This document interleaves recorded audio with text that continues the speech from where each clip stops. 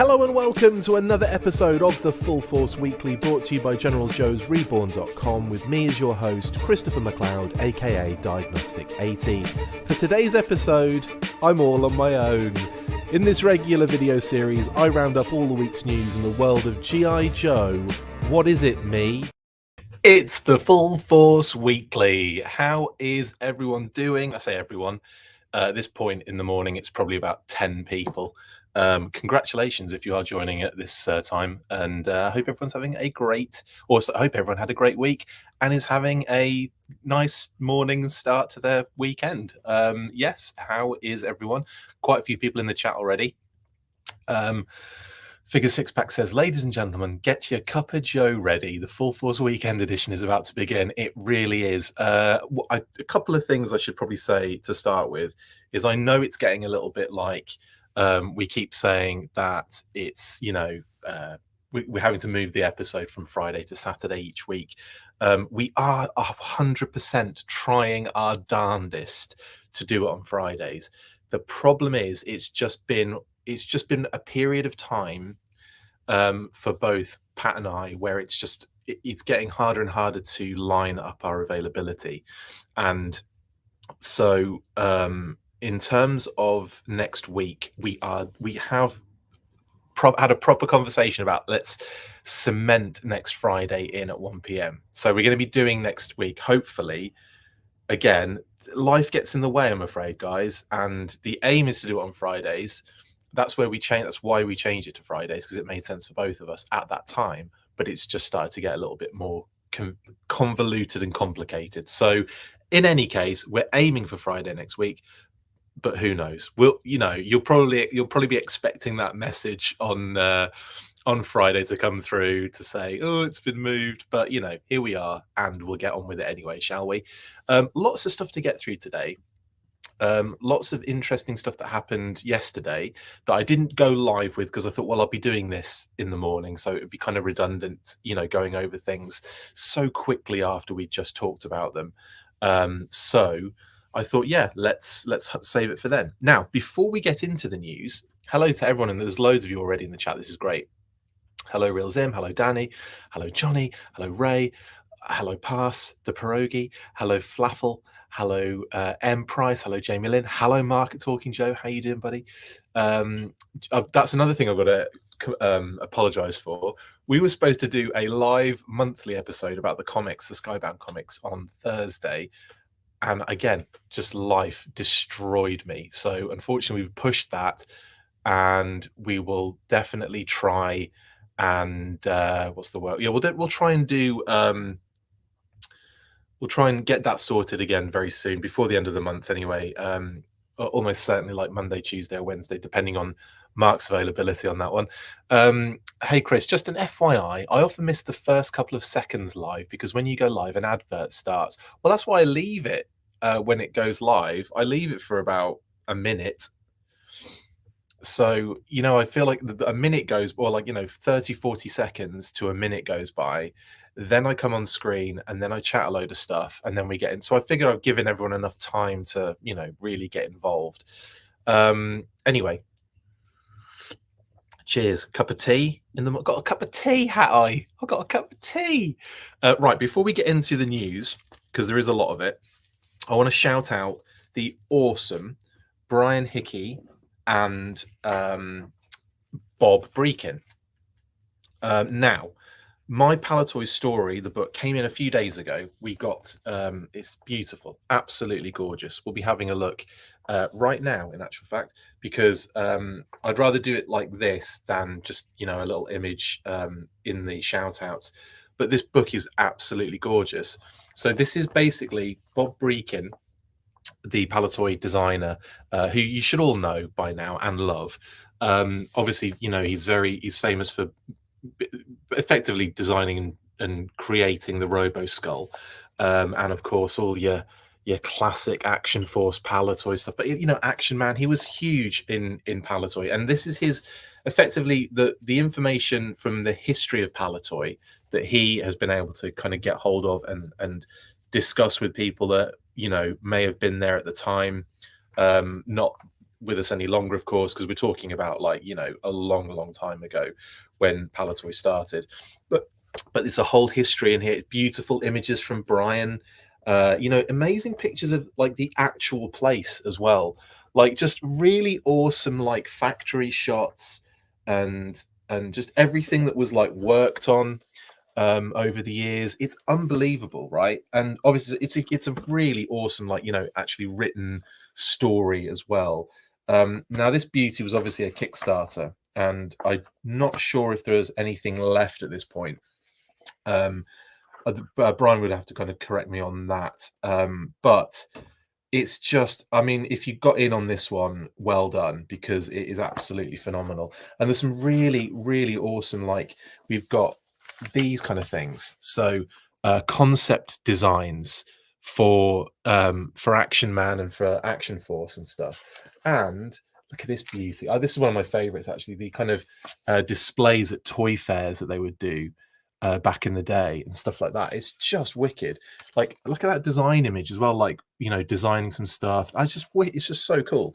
So yeah, this is the other image I wanted to show you guys in here is an absolute beauty that has kind of done the rounds. Well, the image actually hasn't done the rounds in the past, but like certain aspects of the image have been like discussed and kind of like thrown around a little bit.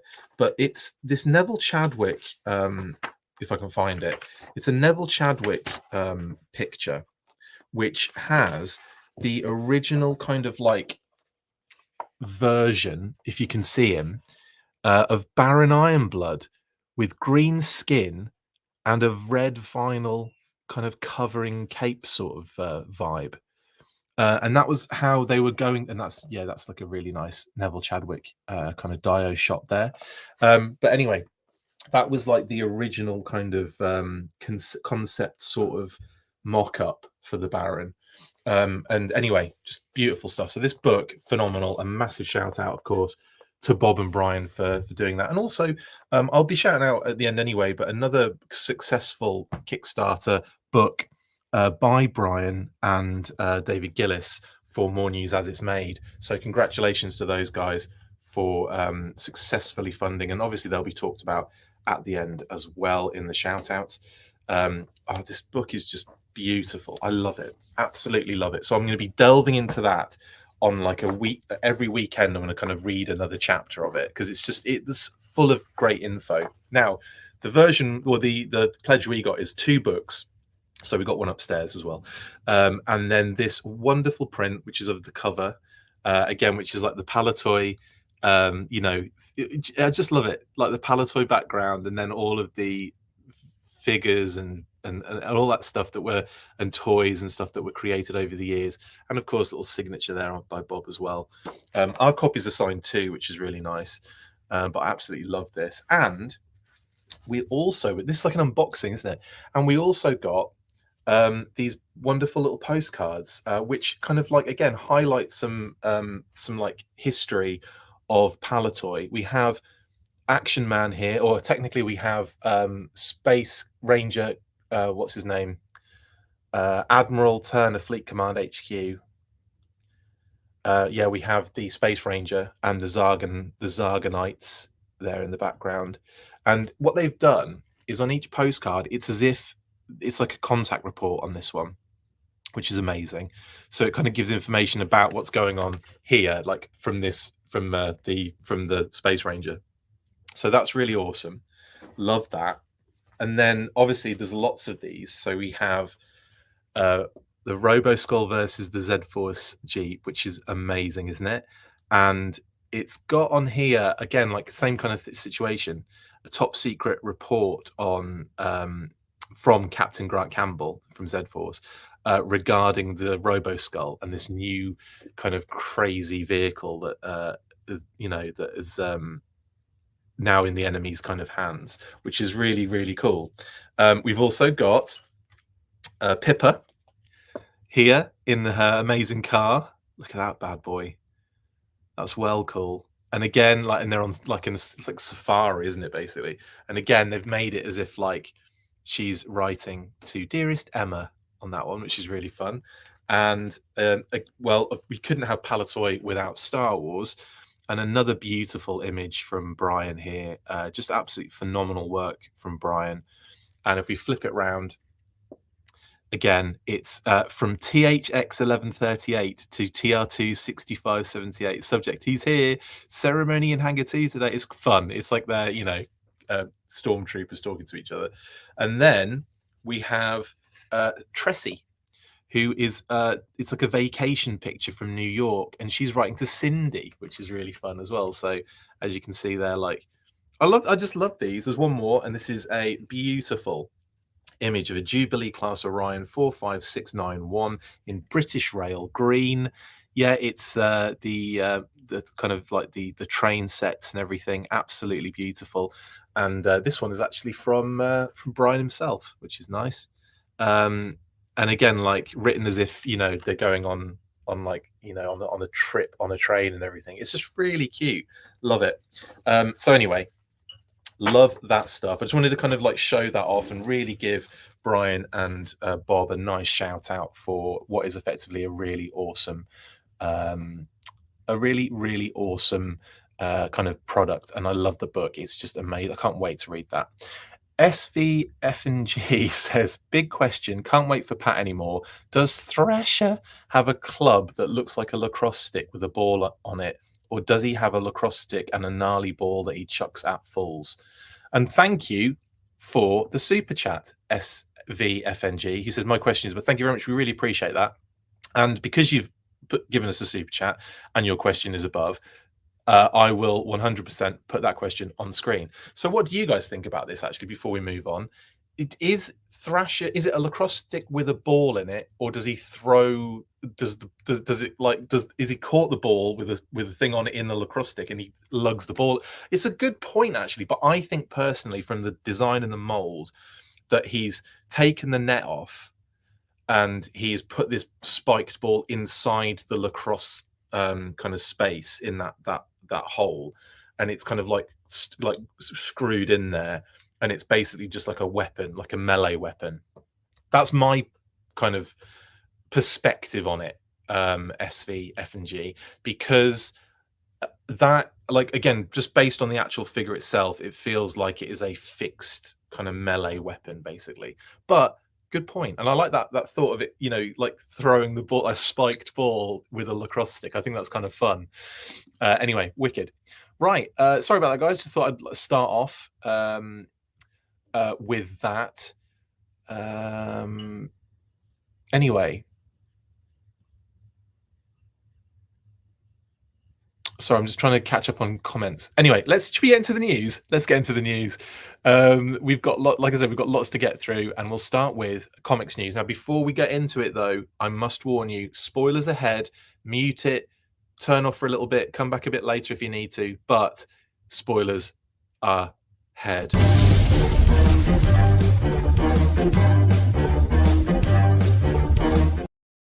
Yes. I almost forgot that there are no videos today, and I'm going to be reading, in the classic way. But yes, Cobra Commander issue 2 and A Real American issue 304 are out and have been absolutely fantastic. Again, I read them very recently, and they are absolute beauties. We're going to kind of basically go through quite a bit of each issue. I do have a lot of images on these as well.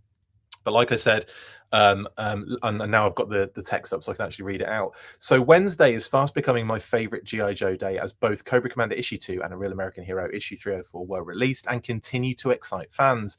I love the introductions of some fan favorite characters such as Buzzer, Ripper, the Thunder Machine, and Zarana, as well as what appears to be an in disguise Nemesis Immortal / Enforcer, and we'll get to that in a second.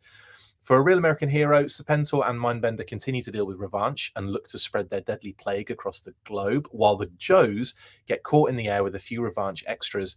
In addition to the issues, Skybound have revealed previews and even more variant covers for Cobra Commander 3 and A Real American Hero 305. There was also a Chica reveal of a cover featuring Nemesis Enforcer in a video posted by art rep Felix Liu. I wonder if we will see a classified version very soon, what with another news item that we have obviously later in the day. So let's start with A Real American Hero 304. This is the cover, obviously, Dawn Moreno, and a bunch. This is actually one of those times where I feel like this is an appropriate cover to what actually happens in the comic. Now, obviously, there's been an element of artistic interpretation here, because it's this particular thing doesn't exactly happen, but they do end up fighting. And those three troopers, the Night Viper, Alley Viper, and Night Creeper, are all sort of like revanche upgrades and updates, which is really interesting. So if you are reading along at the moment, then yeah, get stuck in. Oh, cool. We've got some comments regarding the Thrasher stick. Mark says the ball is fixed in the stick, so it's like a club. That's what I just assumed. Yes, Mark. And Ed says, I always thought it was a mine of some type or a grenade, and I absolutely pretended that he lobbed it at some Joe fools. See, this is interesting. Like, people do have like elements of, different interpretations of these things. That felt like a unique version of Night Viper, says Pastor Pierogi. Yeah. And Ray says, oh, are we doing spoilers? Yes, spoilers incoming. So give it a few minutes, maybe come back later, see how we're getting on. At least mute it and don't look at the screen. Or just, yeah, that's a good idea. Just don't look, just go away. Right, so next up, then we're going to get into the comic 304. And I'll go fairly quick, so we're not like hanging on everything. So here we go. So like I said, starting off, Serpentor and Mindbender are kind of in with Revanche. They're like basically combined now. So now we've got like, again, we're getting these kind of multiple factions growing, aren't we? Cobra Commander has escaped and has kind of gone back to Springfield, which we'll catch in a second. And that's one of the things I wanted to talk about as well. But so Serpentor, Mindbender, and Revanche are kind of now almost like one entity. And they've the Revanche are kind of looking at it like they can see, they can see a advantage of joining forces, basically. Talking Joe says Skybound have been doing an amazing job at matching the covers to the story on the inside, even a good chunk of the variants. Absolutely agree with that. And so I said they're working in unison. They've also attacked Snake Eyes and Scarlet at the cabin in the High Sierras. Now they've sent like a ton of like, upgraded Revanche kind of droid cybernetic creature things. And what's happening is like the plague that Serpentor and Mindbender have created is now one of these things that's now merged into what Revanche can do with upgrades. So like you've got these like drone like zombified kind of humans and then also kind of retrofitted and upgraded with this like Revanche technology. So you end up with this really kind of like morbid sort of like AI. And it's such a commentary on real life, isn't it? I find that really interesting. But anyway, so that's kind of happening, just to give you an idea if you're not kind of in reading this comic at the moment. And that's why I'm really enjoying A Real American Hero at the moment. I feel like for a long time, it felt like there was a spinning of wheels going on with the Real American Hero series. And now, as it's going into Skybound, I'm not sure if it's the art that's changing my mind, because the art is phenomenal from Chris Mooneyham. It's absolutely gorgeous. And I just love all of this stuff. One of the pieces I really liked, especially in this issue, was the Tomahawk or Eaglehawk. Look how awesome they make that thing look in that top right-hand corner. It is a beautiful rendition or interpretation of that vehicle. I love it. Now, anyway, Snake Eyes and Scarlet fake their death on camera before the last Revanche bot loses, its visual kind of recording ability, and they feel like they've done enough to kind of convince Serpentor, Mindbender, and Revanche that they are now dead. But in actual fact, it was all put on. They took out the Revanche droids to a degree, and then the Joes come in with Wild Bill, Airtight, Mainframe, and I can't remember, it was then someone else in there too. I can't remember, but they turn up, and basically they're picking up the Revanche stuff for for kind of like future sort of reverse technology, I guess, to work out what makes them tick. how they can kind of like, you know, develop their own technology and stuff like that. So that's why Airtight and Mainframe are there to kind of pick up that the pieces, as well as pick up Snake Eyes and Scarlet. Now, one thing that we do see is that Snake Eyes then goes into the bin to find his old version 2 get up. So he's going to be rocking that. And actually, Mark, you'll have to chime in here because I can't remember if it's Snake Eyes or Throwdown at this point. I can't remember what's happened and where each one is. I feel like it's this is the return Snake Eyes, right? The clone Snake Eyes, I want to say. I've completely forgotten, genuinely. But let me know in the comments anyway. Passport says, imagine if it was version 4. Could you, how good would that have been if you lifted that open and it was the version 4 goggles and the blue? That would have been so great. Passport says, the art feels like art. The Realism says, I love the Tomahawk, absolutely. Passport says, this all means Night Viper, Mainframe, Airtight, and the new Sculpt CC come into classified, one can hope. I mean, it's a real American hero. It's not the Energon universe, so you could say that, but you know at the same time, it's very simply just the GI Joe as we know them. Do you know what I mean?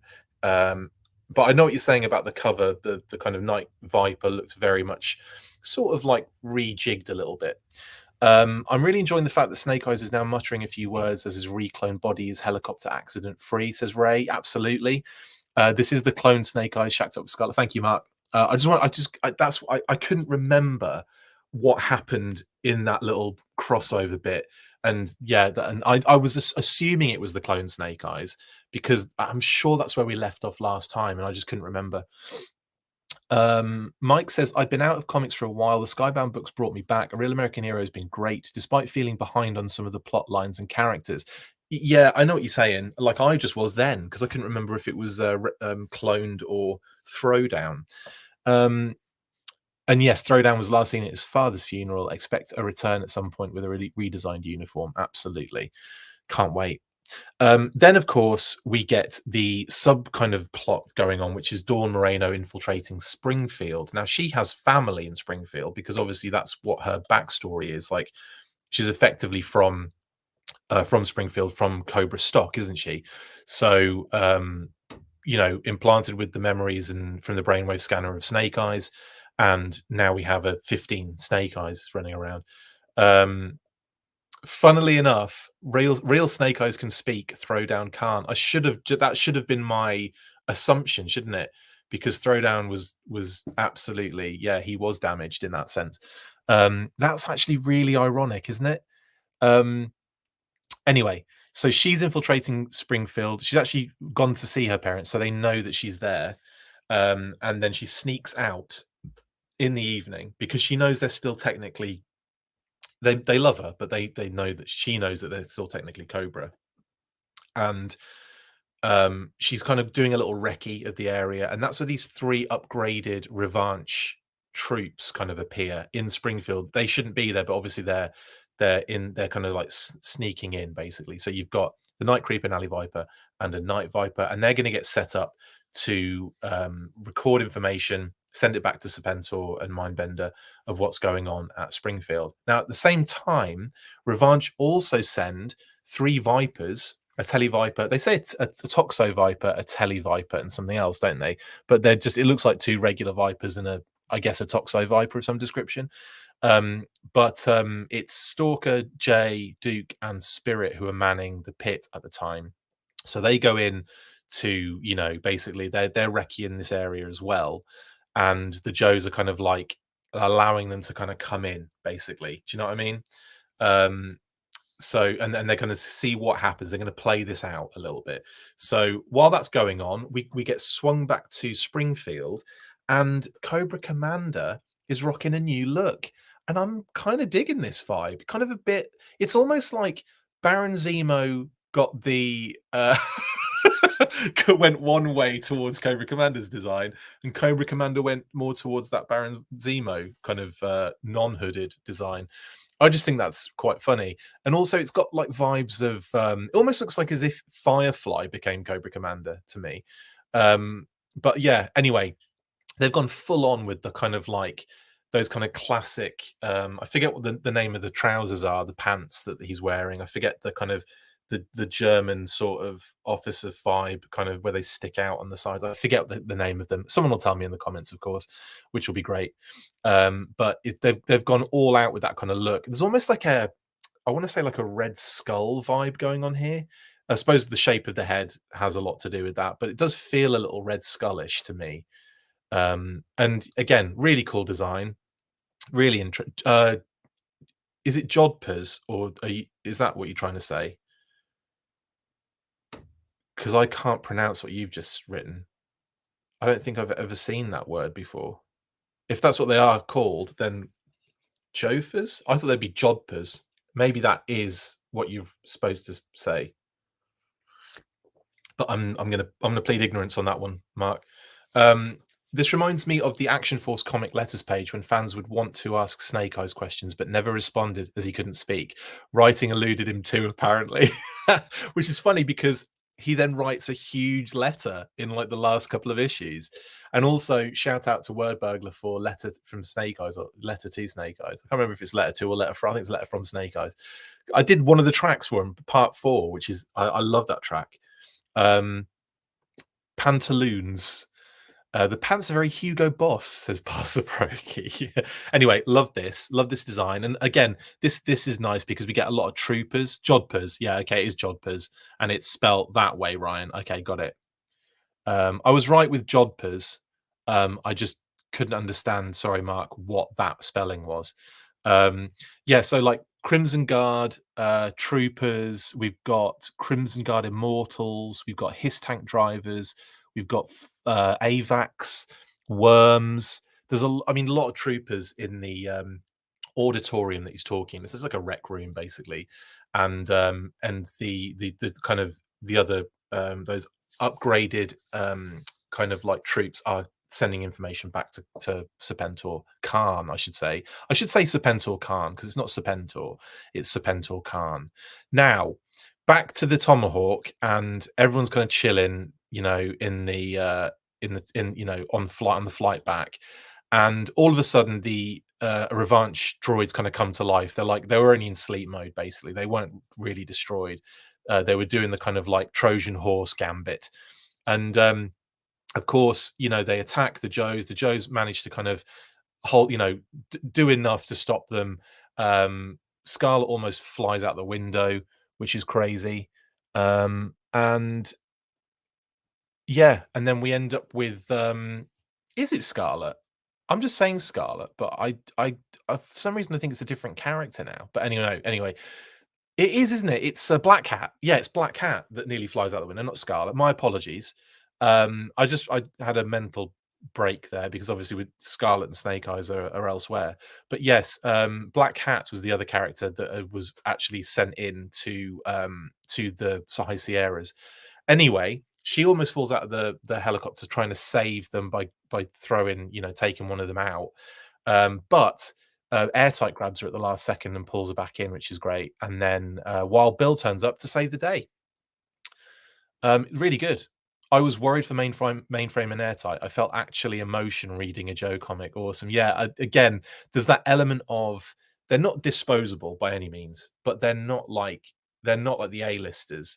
And you wouldn't have been you'd have been forgiven for thinking, oh, maybe it's the end for these guys. As you know, Black Cat as well, who's a very new character brought in very recently at the end of IDW. Cheers.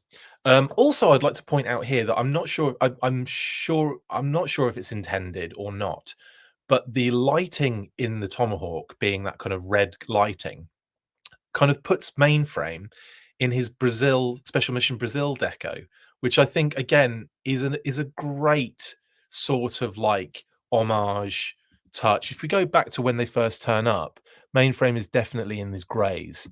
So I find it really cool that the color has changed him into that deco, that kind of Special Missions Brazil deco. And I love that is a homage. It's got to be on purpose. I don't know how you could do that and end up putting Mainframe in those colors. Do you know what I mean? Without knowing that he has that alternate deco.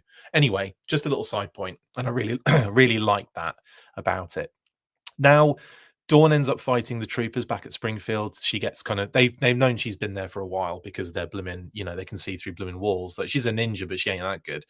And they end up engaging her, but she kind of like over, you know, she basically does a job on them, and they end up destroying themselves because they fear that they're not going to be able to win the fight. They work out they're not going to, you know, win the fight.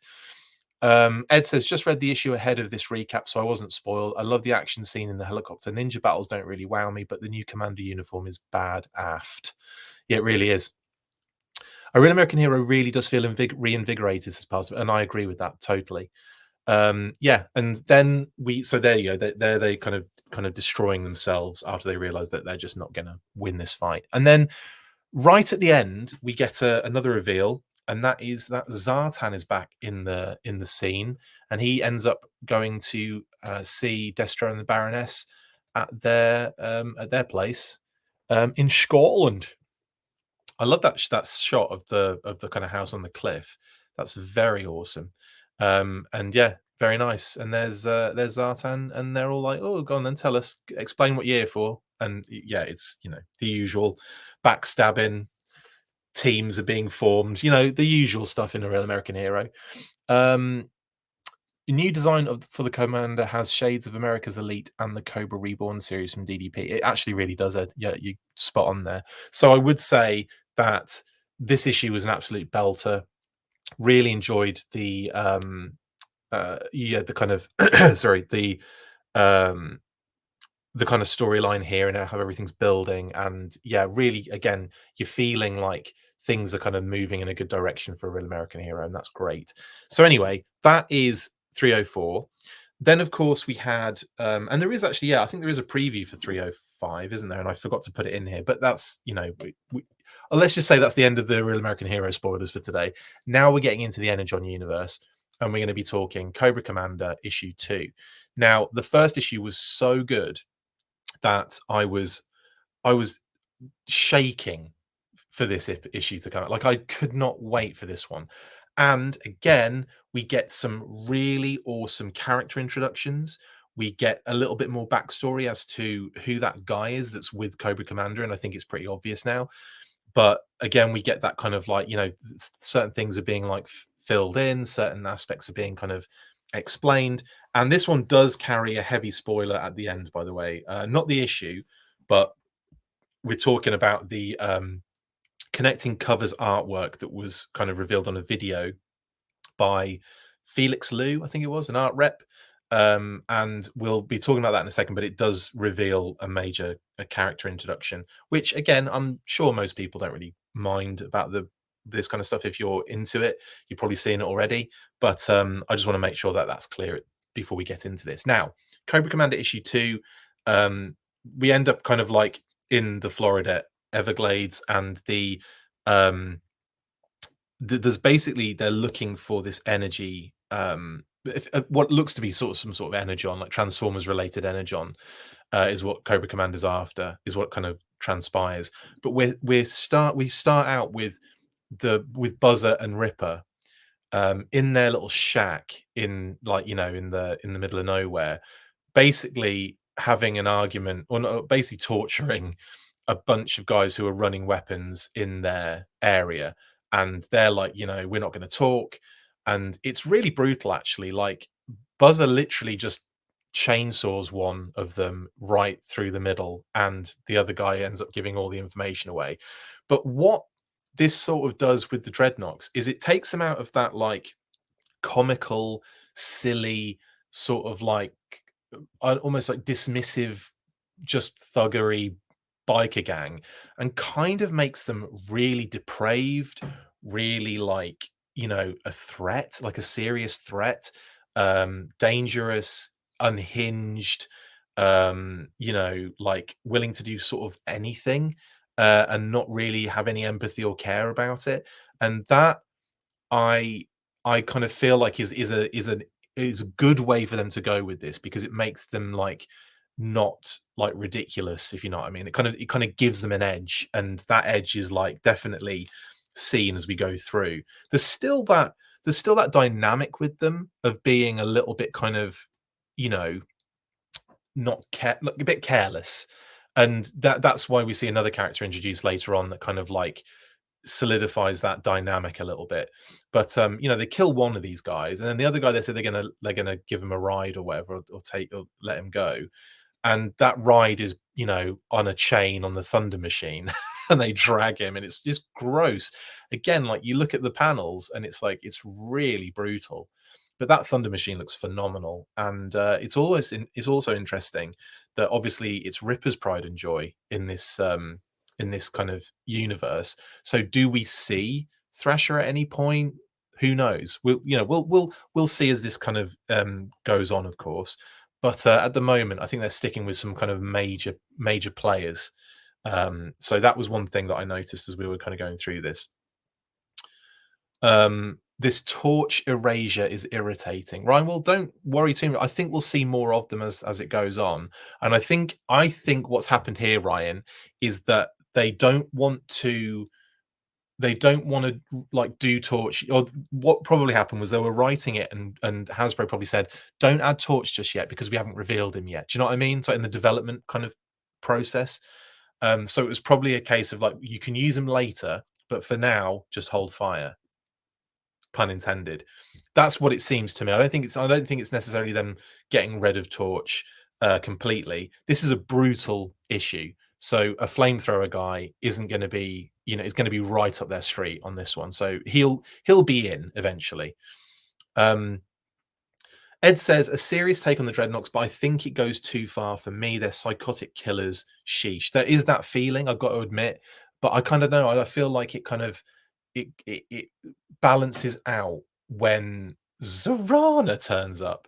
But before we get to that, this is the bit that kind of like explains that we're probably dealing with Nemesis Enforcer here. Now, the guy that is with Cobra Commander, that's kind of like, they're kind of arguing a bit because he's trying to keep him safe. Cobra Commander's a little bit kind of reckless, and he's kind of going around like not caring about what he's doing, killing people, all this kind of stuff. He's just, you know, he's just after the energy, and he doesn't care about, you know, anything else. And he's trying to like explain to him that you've got to be careful, we've got to kind of do this the right way, yada yada yada, all that kind of stuff. And while Cobra Commander goes off on a little side quest into the Florida Everglades, where he's not really allowed to go, no one is. There's a guy that turns up in a second that tries to stop them.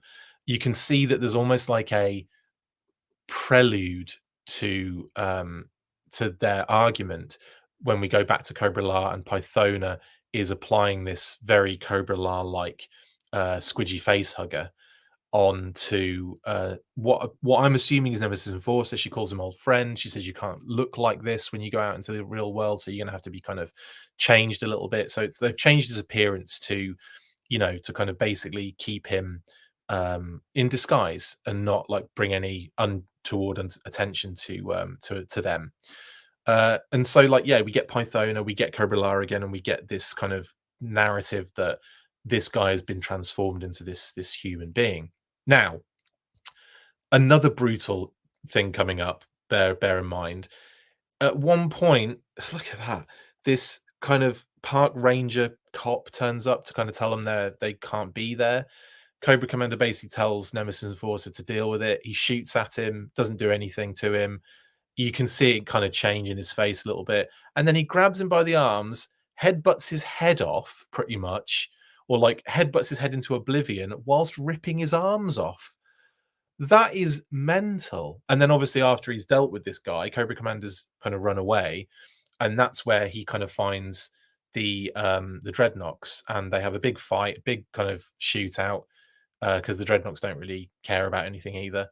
And he throws a grenade and blows up the Thunder Machine, which is really sad. I'm like, oh no, the Thunder Machine's dead. So either they're gonna have to remake it. Maybe Thrasher comes back and remakes it. Maybe that happens. You never know. And then that's where we get Zorana turning up to kind of like basically level out what's going on, trying to sort out the situation and tell them what the hell are you doing.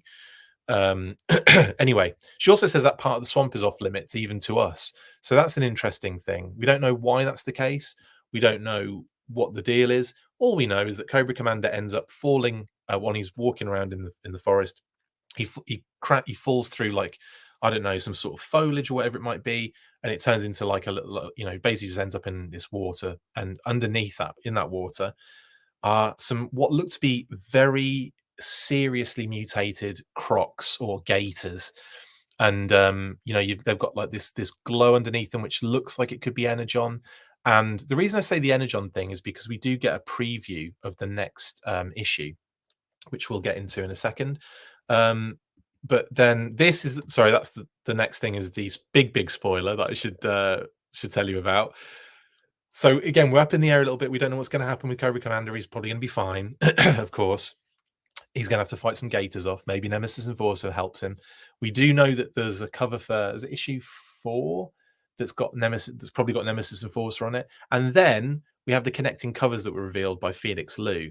Now, he's an art rep, and he got sent a bunch of art. And this is the connecting cover, or like connecting covers for Chris Burnham's connecting cover work, which you can't see the first or the last issue. He hadn't unfolded those at that point. But this one really does show the issues that we've seen. We've seen the first 2 covers very recently.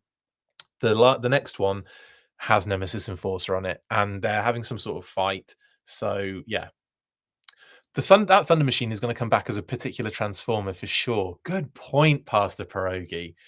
Imagine the Hasbro reveal of NI and it's just a bearded guy in a trench coat. Yeah, exactly. That would be funny, actually. Torch hasn't appeared due to his action figure release, just assuming. Yeah, that's what I'm assuming. Anyway,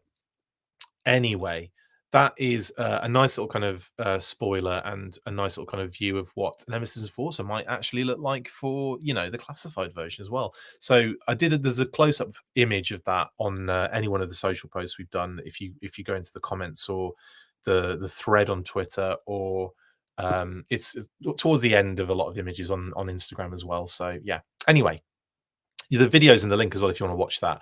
1:28 is the time stamp, 1 hour 28 minutes when he pulls this particular piece out, and you see all of the covers as well at one point. But this was a good clear shot that I managed to get before that Nemesis Enforcer was put away.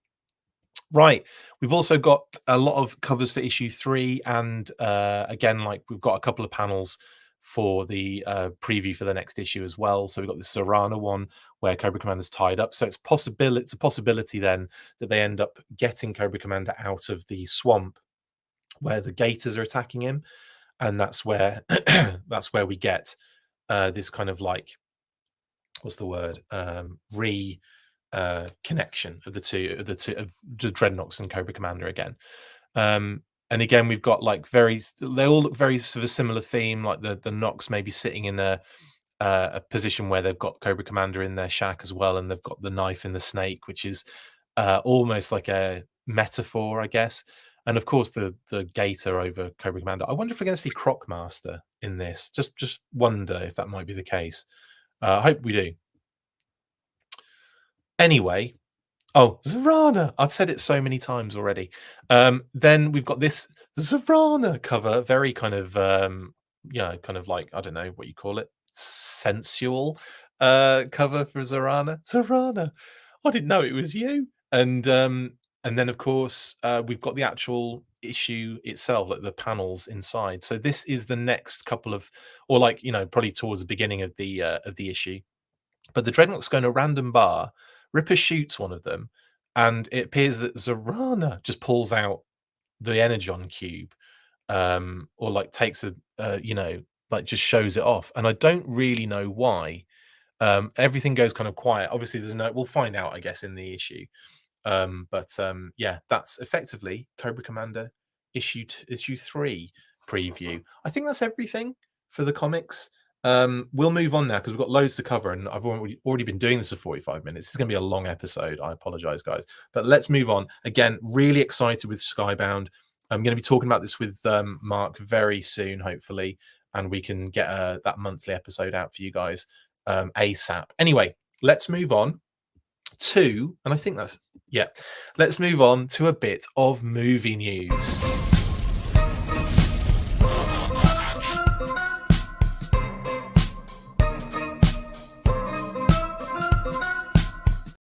Womp womp. Womp womp. Anyway, Lorenzo de Bonaventura has been at it again, dropping the least amount of information possible for the Transformers G.I. Joe movie crossover in a presser with Screen Rant for Madam Web. When asked when they could expect to see the crossover happen, the producer explained that they are hoping it will be in the summer of 2026. You can see the clip via the link in the description. Not that there's a lot more to really go into. That's pretty much it right there.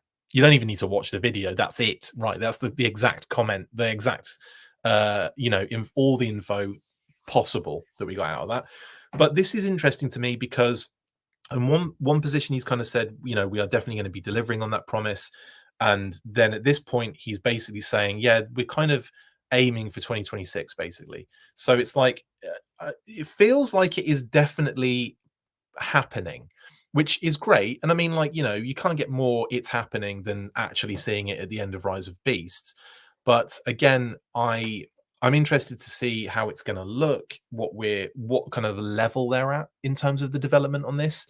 But because that's the other thing, like these guys say stuff all the time that doesn't necessarily mean anything.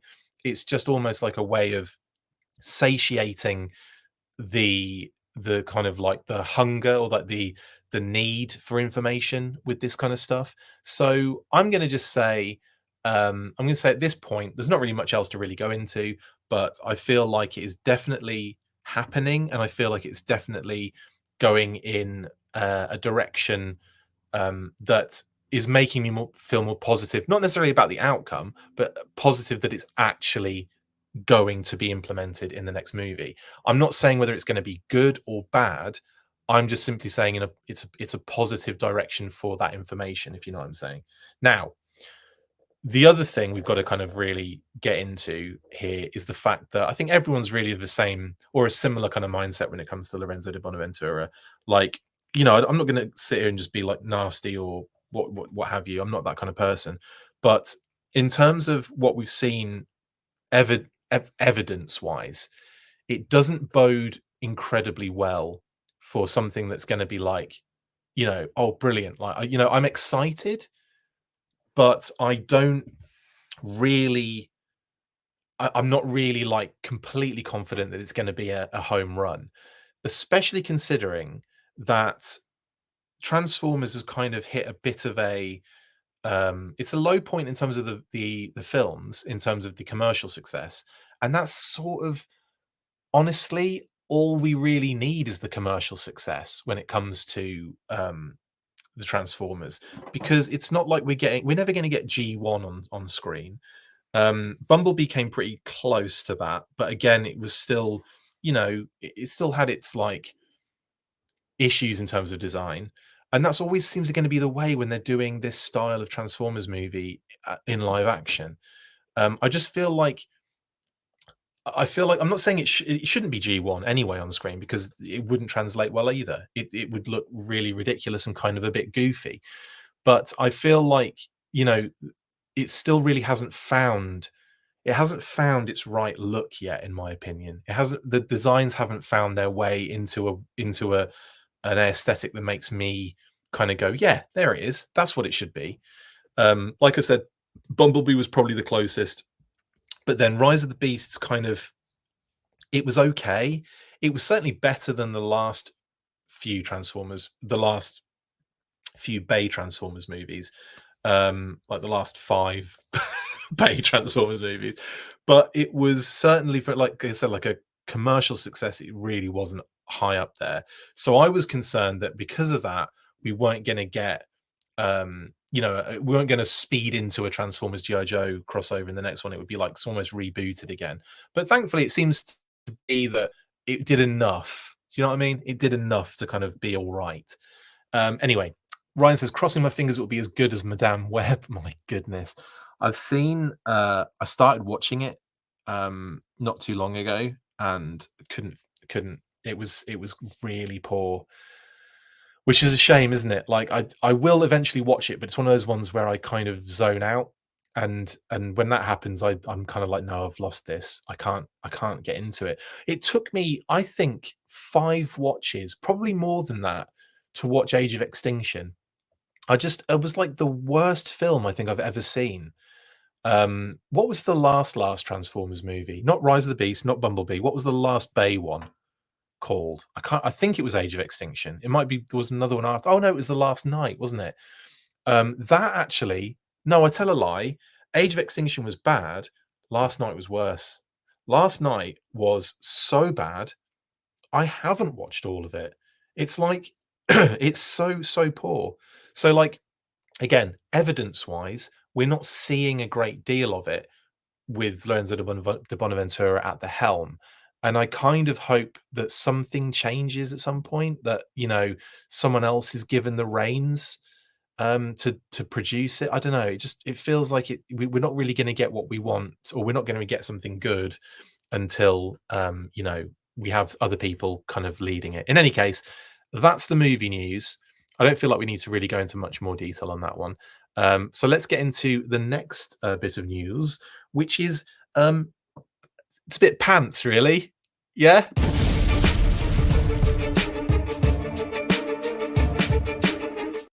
An image courtesy of Jeffrey Case emerged during the week of a pair of G.I. Joe classified underwear by Odd at a Ross store. The underpants utilise the classified artwork that we have seen on a number of different products over the past few years, as well as the website, and are already on sale for $5.99. If you are near a Ross store, then keep your eyes peeled if you want a pair of these beauties. Yeah, there you go. Underpants. So yes, Jeffrey Case posted this image again, like out of a Ross store, and I've had a lot of people, like, you know, in my network looking for these pants because I think they're pretty cool. And honestly, you just put GI Joe stuff, like images, names, whatever, the logo, you put it on anything different, weird, not expected. We've had pants before, I know, but like I'll be all over it like a rash. It's weird, isn't it? It's a weird kind of effect that it has on me, and I'm sure you guys too. Pastor Pierogi says the toy line has reinvigorated the fan base. Same with the comics. I wish the movies could do that. Maybe, you never know. They might do. Until they start filming, we can't count any chickens, says Mark. Oh, totally. Absolutely. Agree with you on that one. What I'm saying is that the talk is in a positive direction towards it being actually a thing, is what I'm getting at. It's me basically saying everything and nothing at the same time, like he does, like Lorenzo de Bonaventura does. I actually feel like Goofy is a way they could try. The cartoon always had a bit of a silly camp. Give me Ballad of G.I. Joe as a full movie, complete clarinet solo. Let's just have fun at this point. I get that. That's something that could exist, I think, as well as some sort of more serious live action adaptation. But they tend to just want to go one direction with it, don't they? And that direction it seems to be just corny. Is the direction they go with. Madame Web might wind up on Tubi. It might do. Mark says, just watch Extraction 1 and 2, squint, and pretend it's a Duke film. My God, that Extraction 2 was good.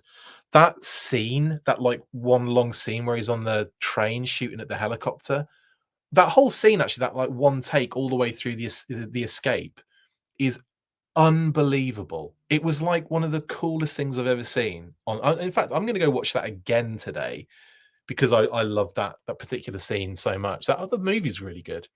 Extraction series is actually really solid. Give it to Kirkman, says Pastor Bro. I mean, true. Bayverse movies are just entertainment, not good storylines.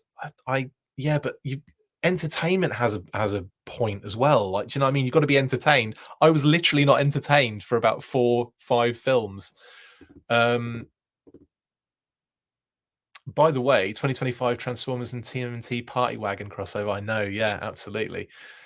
These are Skidmark's favorite underpants. Thank you, Figure Six Pack, for bringing it back to the odds. GI Grundles, absolutely. Talking Joe, this is some absolute Grundle humpers, is what I call these. I love them. I'm all about a pair of Grundle humpers. Missed opportunities to put skid mark on them. Well past the pierogi. We can start putting skid marks in them, so it's fine. Hasbro need to let Skybound Comics make the movies for G.I. Joe. I mean, I wouldn't be against that, Windblade. But the problem is it's two different industries and it's two different ways of doing things. A lot of the time, the writers for comics don't necessarily do the screenplay versions of those things. I mean, I'm sure it's happened in the past, but for the most part, it's like they take what's been done by the comic writers and they have film screenwriters and different writers and all sorts of people either help with the original writer, or what usually happens is they just do their own thing with it, and then the writer gets upset because they've changed it completely and they didn't, we worked on it together but then I was cut out, or that kind of thing, or I was supposed to work on it and never ever did. So yeah, it's a weird thing in it. It's like they don't want the two things to be the same. They want to separate them somehow, and they do that by utilizing different skill sets in writing.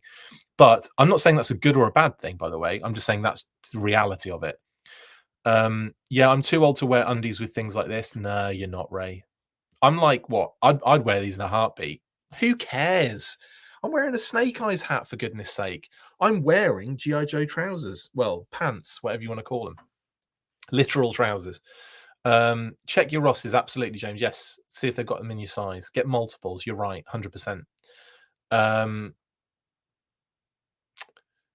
live action G.I. Joe properties I'd describe as muted, just uninspired. Yeah, I'm going to go corny with my original. If everything feels corny, it does. Kirkman just had a film screenplay made, Renfield, I think. Oh, cool. Also producing credits on Walking Dead. No, I'm not. Did I describe anything differently there? Because what I was saying was the usual way of doing these things is that they take what's been done by the writer, like I said, and then they screw them over. But yeah, I'm definitely sure that Kirkman in those particular instances had a very strong. I mean, I know that his work, he worked with the Walking Dead series so closely, but it's like I feel like that was probably part of his contract in getting that script done in the first place, or getting that done in the first place. He probably was very much like, I'm either in on this or I'm not, or you're not having it. And I bet that was part of that thing. He's got a strong amount of control on that for sure. But I guarantee you that in every other instance, when it comes to GI Joe, when it comes to like adaptations, screenwriters decimate those original scripts, or the screenplay that the comic writer might put up for consideration. But yeah, that's what that's what I was getting at, basically. If you're saying put Kirkman on Joe, you've still got Lorenzo de Bonaventura in there. You've still got other screenwriters involved in that process, and I'm not 100% sure that he would have as much control on it that he does with something like Walking Dead, which is his thing. Do you know what I mean? Anyway, but that's by the by. We're talking pants at the moment. So anyway, I'm definitely going to try and get these. $5.99 in Ross. Now, Odd actually have G.I. Joe official merchandise on their website as well. Other underpants they've got in there. They've got socks. So it's not like crazy out there. It's just interesting that these appeared as if by magic. Like boom, there you go. And also, I will point out, it is the classified inspired artwork. It's the kind of more simplified website version artwork put into like the kind of card art style, if that makes sense. So it's not like, if you look at the card backs, they're a lot more kind of, there's a different style in the kind of artist and in the art, and these are sort of like a kind of like more simplified, or it's a different style effectively at the end of the day, but it's the same kind of thing, and it's stuff that you would see, like that Scarlet image you see on the website, or used to see on the website, the Cobra Commander you would see, that roadblock I've seen on t-shirts by 80s Tees as well. I mean, it's effectively, the classified. I suppose that honestly, they called it, I forget the term now, evergreen. They were termed, this is the evergreen GI Joe design sort of situation, if you know what I mean. That's what they call this. And usually with like I mean, Transformers have got that kind of evergreen thing going on, haven't they? It's effectively the anything that the kind of people want to use for merchandise and stuff, it becomes like the standard design portfolio that they use, basically.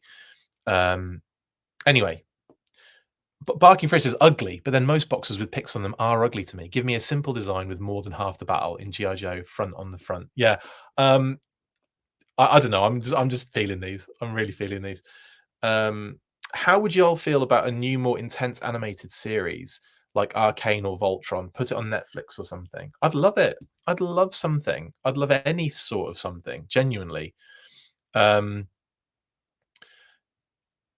Yes, I understand that is the normal, but Kirkman would have a better chance than some. I don't think going as GI Joe would, because there's too many cooks in there. He could flex a little bit to get involved, but I don't think they wouldn't give him full control. It just wouldn't happen. By the way, he only wears pants made out of human skin. I made that last bit up. Good. That's only me that does that. Um, Boxers or briefs classified.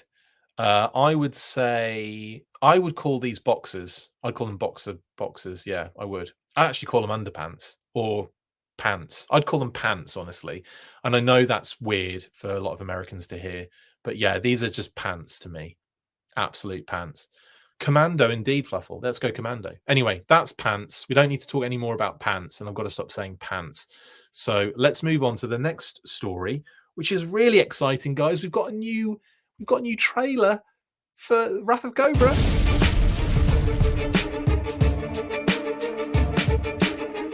Yes, a new Wrath of Cobra trailer has been posted by the team at Maple Powered Games during day one of the IGN FanFest event yesterday. The trailer gives us new gameplay footage, including new characters, vehicles, and locations for the first time. No news on a release date just yet, but stay tuned for more information very soon. Anyway, lots of really fun screenshots to go through. I am so excited for this, Ray. Sorry, you just mentioned that you're down for this game. I cannot wait. Figure six pack, same. It is the game we've all wanted for so long, and the same game I've always wanted for so long. It's effectively your classic Turtles in Time meets GI Joe, and I'm here for it all day long. Now, let's go through. I mean, yeah, Rachel, I'm not a gamer, but this looks fun. Indeed, indeed. I think a lot of people will be jumping on this just because it just looks like an absolute barrel of laughs and funsies. Now, first screenshot we have here is of Duke fighting some Cobra troops, a little bit dusky in the back, in the dark, a bit getting to the evening time in the background. I don't exactly know where this is, but it's probably some sort of just like a Cobra stronghold or something. It probably is Earth, I think. There is. I'm pretty sure we did see a kind of like space scene, didn't we, with the kind of invaders? Anyway, anywho, cheers. Let's go through these screenshots because they're amazing. So this is Duke. I mean, nothing crazy new here. Scarlet finds some Ninja Vipers. I feel like we have seen the Ninja Vipers, but it does again. This does feel like kind of like a new sort of vibe and possibly a new location. I don't remember seeing this location yet. They are floppy disks, yeah, and they contain like information. Like you collect them basically for like intel, and it kind of builds up your special moves, I think, as well. But anyway, really cool. Larry's Restaurant. I know. Absolutely genius, isn't it? Absolutely. That's a Larry Hama reference, 100%. And I think that's really cute, honestly. And yeah, and Ninja Vipers as well. And like I said, I think this is this is probably I'm gonna just go out on a limb here and say this is maybe Springfield. I don't know for 100% sure, but I could imagine that this would be like a street on Springfield or something.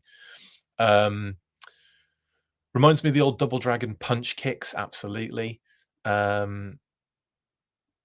it's definitely Larry Hama, 100%. And yeah, the Sumbo rifle she's rocking as well, which is dope as well. And I love the fact we got Ninja Vipers in here, just great with those little kind of like, are they called Karma? They're not Kuriyama, that's different. I think they're Karma weapons. Kama. Anyway, next up, with this could honestly this could be Springfield because it's more suburban. And this is Gung Ho just taking out a ton of you've got Night Stalkers as well in there, the kind of almost like the Valkyrie, the female Cobra Troopers, but in black. And you've got, I think, male regular Cobra Troopers there as well, getting the butts kicked by Gung Ho, which is awesome. yeah, it's again fun seeing gung ho on these shots as well. But I've got a feeling this might be Springfield too. It's cool that they recycle in Springfield. I know there's a recycle bin there, and there's one there. Look, that's hilarious, isn't it? There's just recycling everywhere you go in Springfield. That recycling can is almost too new. Actually, it's a good point. That is a good point. But I guess there's an element of, yeah, because you've got the look at the trash cans next to that recycling bin. It's like the original retro ones and then the modern one. But they even say underneath retro gameplay in a modern era. Love that. Absolutely love it.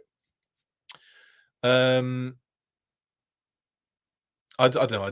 I'm really feeling this game, and I can't wait for even more. I've been looking for other things, but again, I'm pretty sure this is probably just like a Springfield shout out here. Then we get into that other again. It's Duke again on the same level where it's like kind of turning into night in the distance. On that kind of like it's almost like maybe like the helicarrier or something like that he's on. Very kind of industrial like building or what have you. So it could be the helicarrier, or it could be just some sort of Cobra stronghold or something in the middle of nowhere. But he's actually fighting a hiss tank, which is great. So this would be like towards the end of the level. These are kind of like big bad guys for each kind of thing. So yeah, like the hiss tank's going to be on here.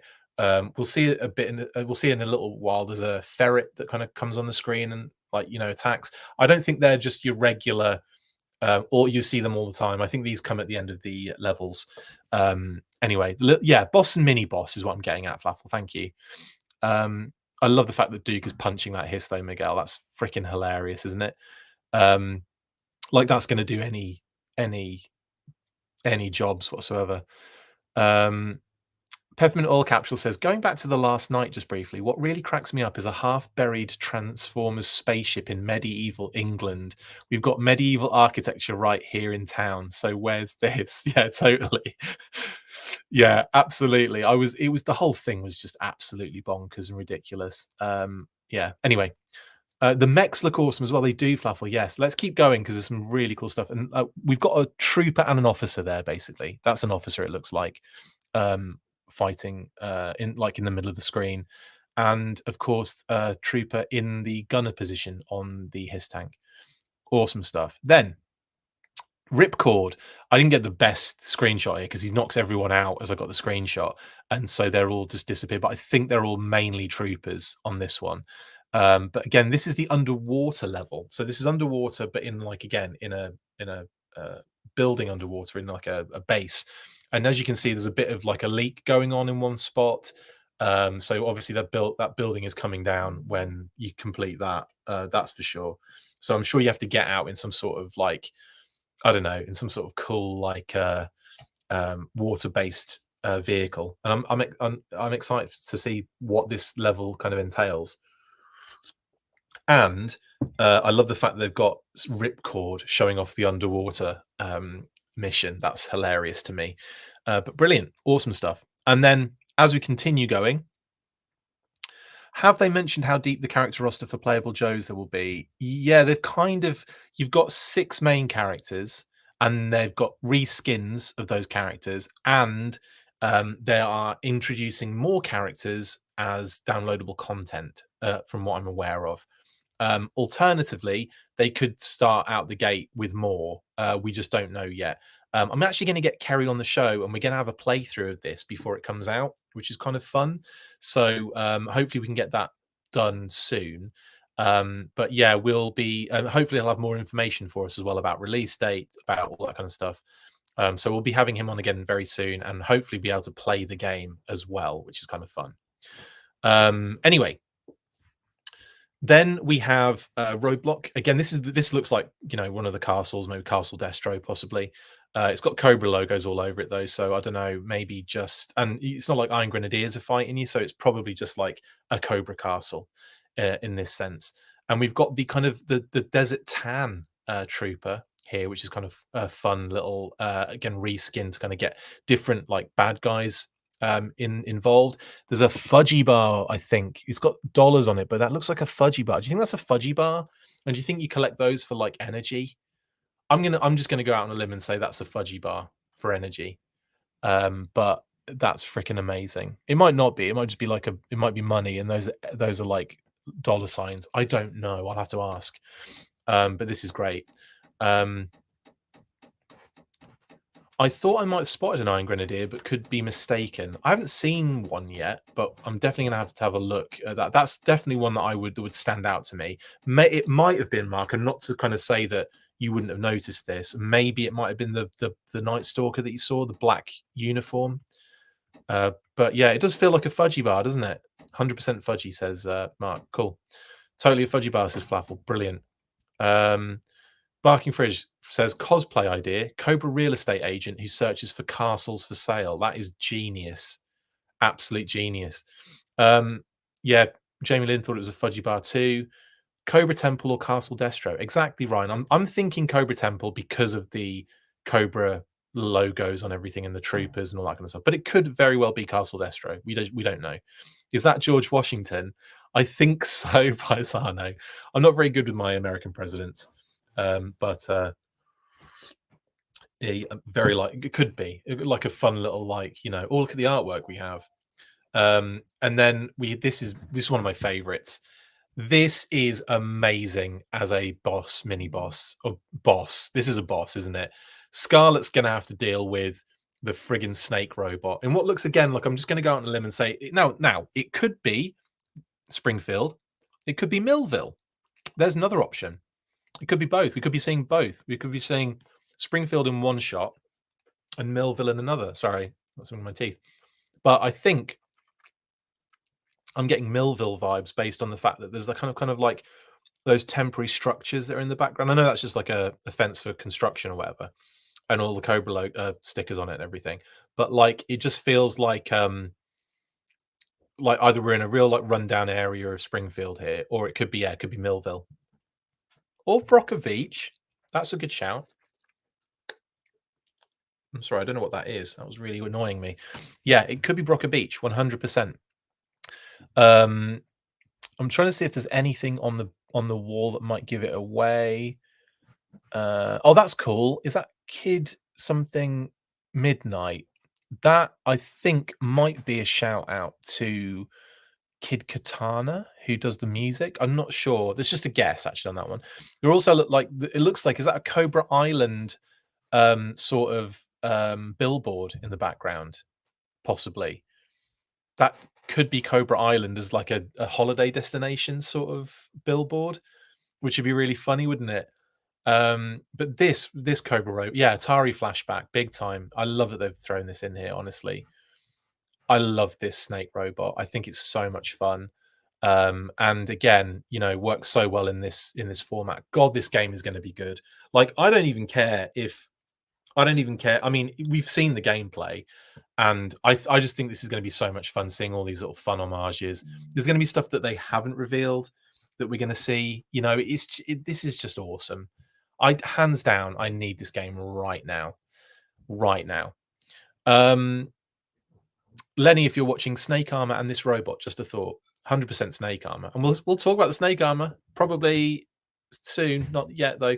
Yes, this is the Cobra Ferret, which is again probably a mini boss in this sense. And this is funny because this is like, you can see the cars are cardboard cutouts, but they're purposefully like that, almost like it's like a set, or they're faking something to make people believe it's a real town. So this could be Springfield, because they want to make it appear to be real, even though it's not. Anyway, I know I've seen fan films about Cobra Island being a vacation resort since, well, Cobra needs money. Absolutely. Also, Claw, to piggyback on Jamie Lynn comment. Oh, yes, definitely. Definitely need a Claw in the classified series. I need a HasLab G.I. Joe classified Cobra Kaiju. That'd be fun, wouldn't it? It would be kind of fun, but like, I don't know how successful it would be. It might be. It depends how much, how big, what scale, all that kind of stuff. There's a lot of things would have to come into play, obviously, but I think it would be fun. Lights, Camera, Cobra episode is a good shout there, Figure Six Pack. Like they're on a movie set. That's a good shout, honestly. The water robot. Yeah, HasLab water robot. I mean, I want to see the water robot in that water level that Ripcord was in a second. But anyway, this is great. You get to fight a Cobra Ferret. That's awesome. That's just too awesome. and they just fly. And again, Gung Ho's going to have to punch him off that and blow it up, but I'm sure he can. This is further along the level that we were talking about before, where we could see George Washington, and now it's kind of covered by Roblox avatar. But you have all of this like the collected wealth of Cobra in this temple or castle, sort of like in storage, Cobra crates and all that kind of stuff. I love the um, chandelier hanging out with the candles and everything. And look at that machine gun that Roblox got that he's about to just do a lot of damage with. That thing is mental. Retro infused soundtrack as well. Roblox with the minigun, absolutely. Good shout, as Chris would say. What did I recommend Lego Star Wars for the Switch too. Oh yeah, I can't. Yeah, there's a lot of good Switch games, honestly. It's all about the fun angle in it. Zelda, Mario, so many games. Yeah, absolutely, Ray. Kate absolutely adores the Zelda games, and I've watched her play them. I haven't played them yet, but I've watched her, and they look incredible. Yeah, so that it's great for the Switch. I love those games. The Great Serpent Lives Forever, indeed. Now, I can't really see anything else going on there that might be like. I'm sure there are homages in there from like episodes and stuff, but it could be like the Cold Slither episode when they're selling loads of things off as well, like that feeling on here. But I don't know. I like the fact there's a crowbar that's to the side, having just opened one of those crates, it looks like, and the lid's off it. That's like a nice little touch as well. There's a lot of really fun detail in what is effectively a very simple graphics sort of game, and I just love the kind of the two things coming together on that. I think it's great. Those troopers are being paid a lot. I'm not rushing after a guy with a gun that big. Me neither. This is my favorite though, and I'm pretty sure it is orange in color. I don't think it's being punched, and therefore, where it flashes red sometimes. I'm pretty sure, having seen the video, that it is orange the entire time, and it is just busting like the floor up with those huge, like diamond tipped, kind of like almost like, what's his name? It was Sunstreaker and from the Transformers. It was Sunstreaker and why have I forgotten his name? The brothers, basically, the Lambo brothers. I've completely forgotten the other one's name. Sideswipe. Thank you, Ryan.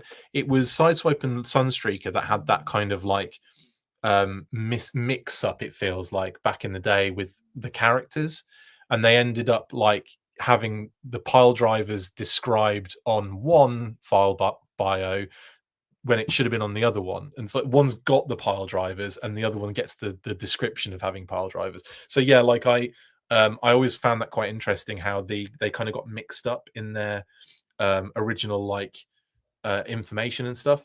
But I love the fact that they've got those pile drivers. I think they're wicked. Diamond fists, yeah.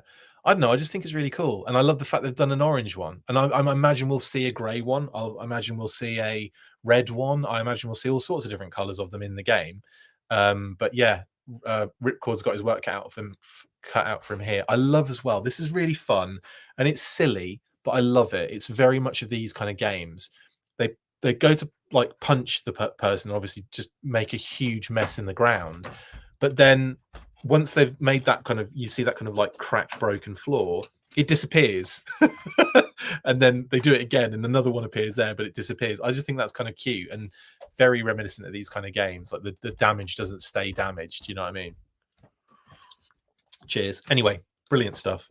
Are there any more screens of this? Yes, we do. I've got a few actually. Yeah. We have Snake Eyes of, this is really fun. When he summons Timber, he gets a bone out, like a little like dog bone sort of thing. And I haven't got the screen. I didn't catch it on the screenshot, unfortunately. But when he does that, it kind of summons Timber, and he kind of comes into for the special move.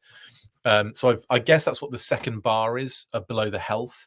Is you kind of get that to full amount, and then you can summon your special move, basically. Which in Snake Eyes' case is summoning Timber. In Roblox's case, is getting that huge machine gun. In Duke's, he brings in an airstrike. Scarlet does some sort of like I think some sort of like Guile style whirlwind kind of bicycle kick thing. They all have different like special moves, I think, basically in that sense. Anyway, great stuff. Oh, did you see? Yeah, bats. I forgot. With bats are in there too, and they look fantastic. Yeah, thank you for pointing that out, Windblade. Yes, absolutely. Is it actually Ripcord in the game, or just a generic green shirt everyman? It's actually Ripcord, Ray. Yeah, we confirmed that with Kerry on the interview, and yeah, I think he's named as well, and not obviously on any of these games, but yeah, he's 100% Ripcord. Yeah, he's even got like a I don't think I can say yet. I don't think it's been revealed, but he has a special move that makes sense. Basically, it's not Ripcord, it's Zartan. Amazing, I love it. Anyway, love that. Yeah, and there's Snake Eyes and Timber kicking off with some troops in Cobra Island. I'm going to say. I'll just say Cobra Island. It feels like it might be Cobra Island. We're on like some sort of tropical kind of scene here, but I'm going to say Cobra Island is probably the high likelihood here. And more Cobra Island elements. Kind of looks a little bit like Jurassic Park with those vines and the broken kind of side things and everything. And we get the gliders on show here, and the troops drop from those gliders, which is fun as well. I wanted to get that screenshot because again, it shows another vehicle or another element of the Joe brand that we haven't seen yet before. Anyway, I think that's everything for the screenshots from the game. Yep. Let's move on because again, we've got a lot more to cover. I'm not going to go into massive detail on a lot of this stuff because again we've talked about it already ad infinitum. But I just wanted to go through the Wrath of Cobra stuff because I'm so excited for this game. The trailer looks fun. You can see the whole event actually like a 3-hour fan fest thing, day one video on the link. I think it's in the link below in the description. Alternatively, you can just watch the YouTube. I think it's just the YouTube video for the trailer in the link below. But you can find it. You can just, if you follow Wrath of Cobra on Twitter or even on Facebook, I think you'll see their post about this. Anyway, that's that. Let's move on to, we'll continue with the Snake Eyes theme as we see him on screen at the moment with 3-0.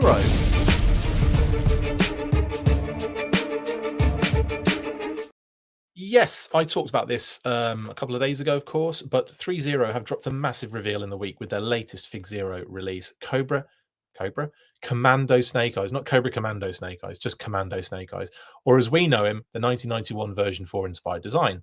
The figure was a complete surprise and a welcome one after having so many previous companies, as well as 3-0, of course, dropping multiple versions of Snake Eyes in variations of his version 1 and version 2 designs. The figure comes with 2 swords, an Uzi, a pistol, 2 knives, 3 grenades, multiple hand attachments, and plenty of secondary web gear. It's great that we are getting this figure for the 12-inch scale, and I look forward to seeing what else they do in the coming months. How long before we see this guy in classifieds as Fluff? Good question. Probably not that long. I could imagine this being almost a catalyst, because what is funny is when companies bring out things, it doesn't take long for classified to either follow suit or they either start the trend or they follow it. So yeah, I could see them doing the Snake Eyes, especially considering it's so underutilized in everything. Like we've seen very few very few times have we seen this particular Snake Eyes in anything. So I think it would be great, absolutely great to see this in a classified series. And yeah, it snowballs in different lines. Absolutely. Has the amount of simultaneous players been stated, says Jamelin? I don't know. I don't think it has. However many you can have simultaneously on a Switch, maybe. They have done, and he said this on the interview, didn't he? They have done like stress tests with amount of like actual sprites or actual like actual game, like characters on screen at once, and they've like done like hundreds on screen at once just to see what it would do with explosions left, right, and center as well. So I imagine you could get quite a few simultaneous play. There's obviously going to be a limit, but we don't know what it is yet. Or I don't know what it is yet is the correct answer to that one. Anyway, coming back to 3-0 Commando Snake Eyes, absolutely love this reveal. Like I said, very not very often utilized kind of design version, and I think that's kind of a bit sad because I love this version. The original vintage figure is gorgeous. He was used ever so sparingly later on in the comics, and then he was, because obviously he switched to Ninja Force Snake Eyes pretty soon afterwards, but they did utilize him in the Deke cartoon as well. So he has had multiple media references, just not very extended periods of time.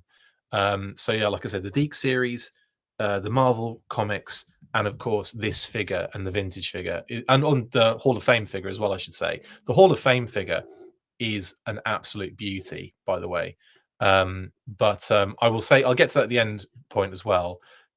Oh yeah, the G.I. Joe video game. You're right, Ray. You're right. They did have that version in the arcade game, which is, funnily enough, might change, but it's funny enough. The arcade game is my favorite G.I. Joe computer game of all time.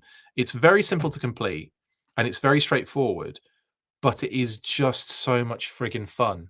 And sort of goes along the Deke lines of just throwing every character available at the time at you to kind of like cover for any poor writing, poor gameplay. Again, it's just a lot of fun. I love that. I love that arcade game. But you're right, Ray. He was utilized in that particular game. So yeah, I mean, still not very often. He's not like he's turning up all the time. We're not seeing. You haven't seen him for a long time in the modern era. So really excited to start seeing this version of the character kind of in different versions. Basically, Classified has so few figures from the newer lines. Classified needs some more 90s figures. I know we've got a few, but not many. I mean, Shooter is technically a modern kind of character brought into the Classified series. Shadow Tracker was, but they're more like much later in the line, aren't they? Kind of like Pursuit of Cobra, kind of 50th anniversary, and so on and so forth. I suppose, there wasn't a figure of Shooter, but there was a character of Shooter in the Declassified comic, retconned as Shooter, this female character. I'm trying to think of other ones. Kamakura, obviously, was a good addition. Yeah, Big Ben was 91, but again, doesn't really count, does it? Anyway, I agree with you. I think we need to get that kind of like new sculpt era involved as well. I think we need to get kind of 90s, late 90s, not late 90s, early to mid 90s characters in there.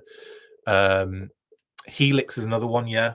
Big Ben, I said Big Ben, but I was kind of, I still kind of, I feel like Big Ben and Range Viper are still in that kind of classic vintage era still. Like, I'm not saying that, like, I think like when it gets to Battle Core is when you can start kind of like separating them a little bit, but everything before that is very much in that kind of similar vintage feeling kind of arena.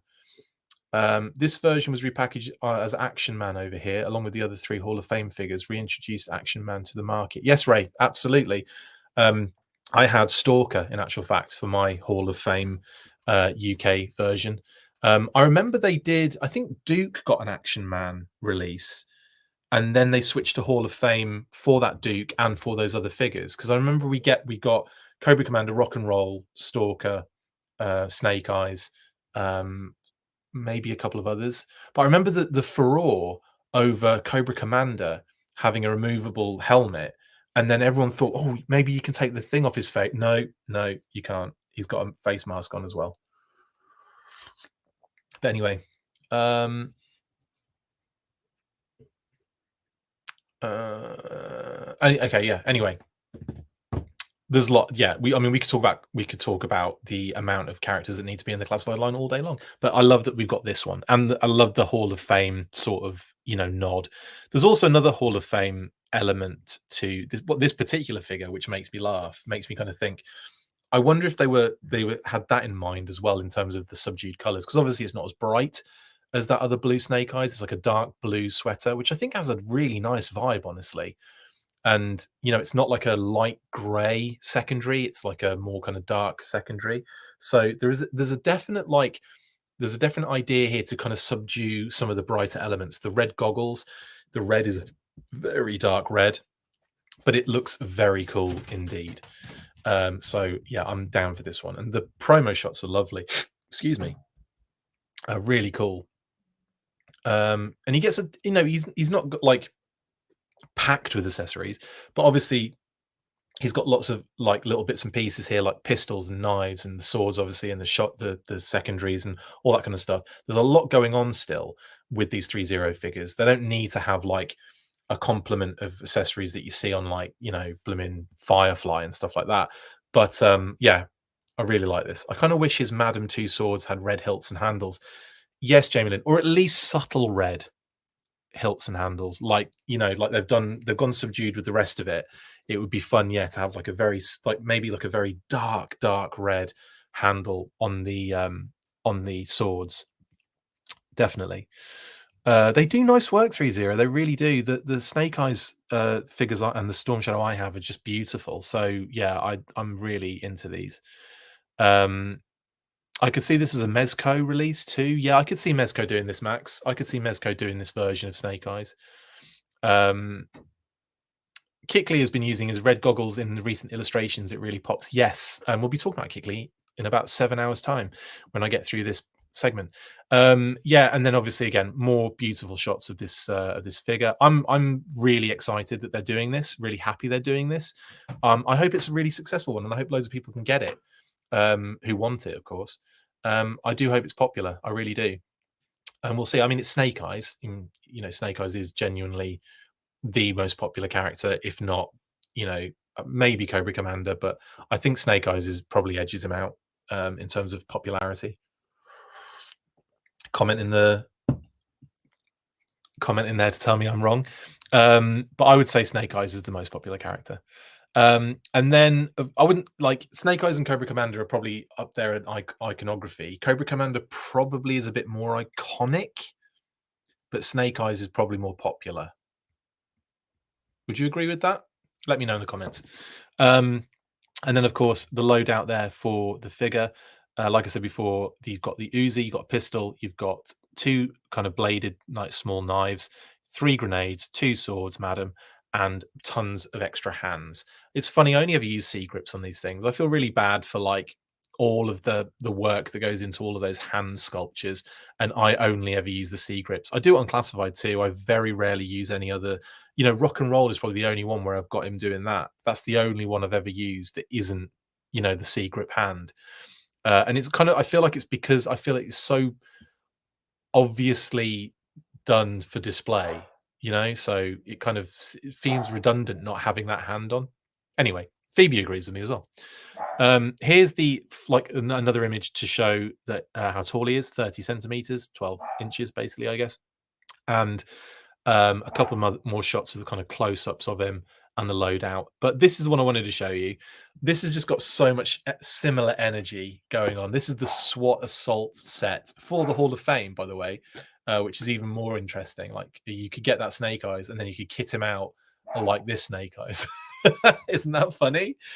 The goggles were that more subdued red. The blue was a little bit darker. I mean, it was still a bright blue. I have that set. I still have it. And I would put I had the Stalker figure, and I would put that gear on Stalker, and I'd also put it on my Action Man. I had a couple of Action Man figures as well, including the Eagle Eye flocked hair sniper neck one as well. So yeah, and he also had the blue Action Man pants, which were amazing, kind of bluey grey pants with the Action Man logo on, like almost like a buckle on his pants. It was amazing. I loved those Action Man figures. Oh my god! I still have them. They're like my pride and joy from that kind of period. I just love playing with them. I had the SAS kind of parachute gear with the helmet, like the kind of flight helmet with the visor and everything, and the chest kind of computer almost, and like it was so cool. And the parachute was amazing as well, like proper thick ass vinyl. It was great. I like this. How much is he retail? Retail is actually $159.99, so he's quite an expensive. He's expensive high end 12-inch figure, and he goes up for sale on the 28th. 10 p.m. Hong Kong time, or 10 a.m. Hong Kong time, I think it is. I think it's 10 a.m. Hong Kong time. I don't know what time or date that is for us, but there you go.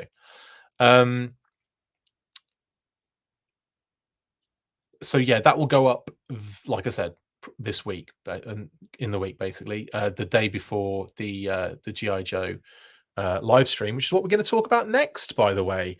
Anyway, that's enough for 3-0. Let's do the last news burst bit.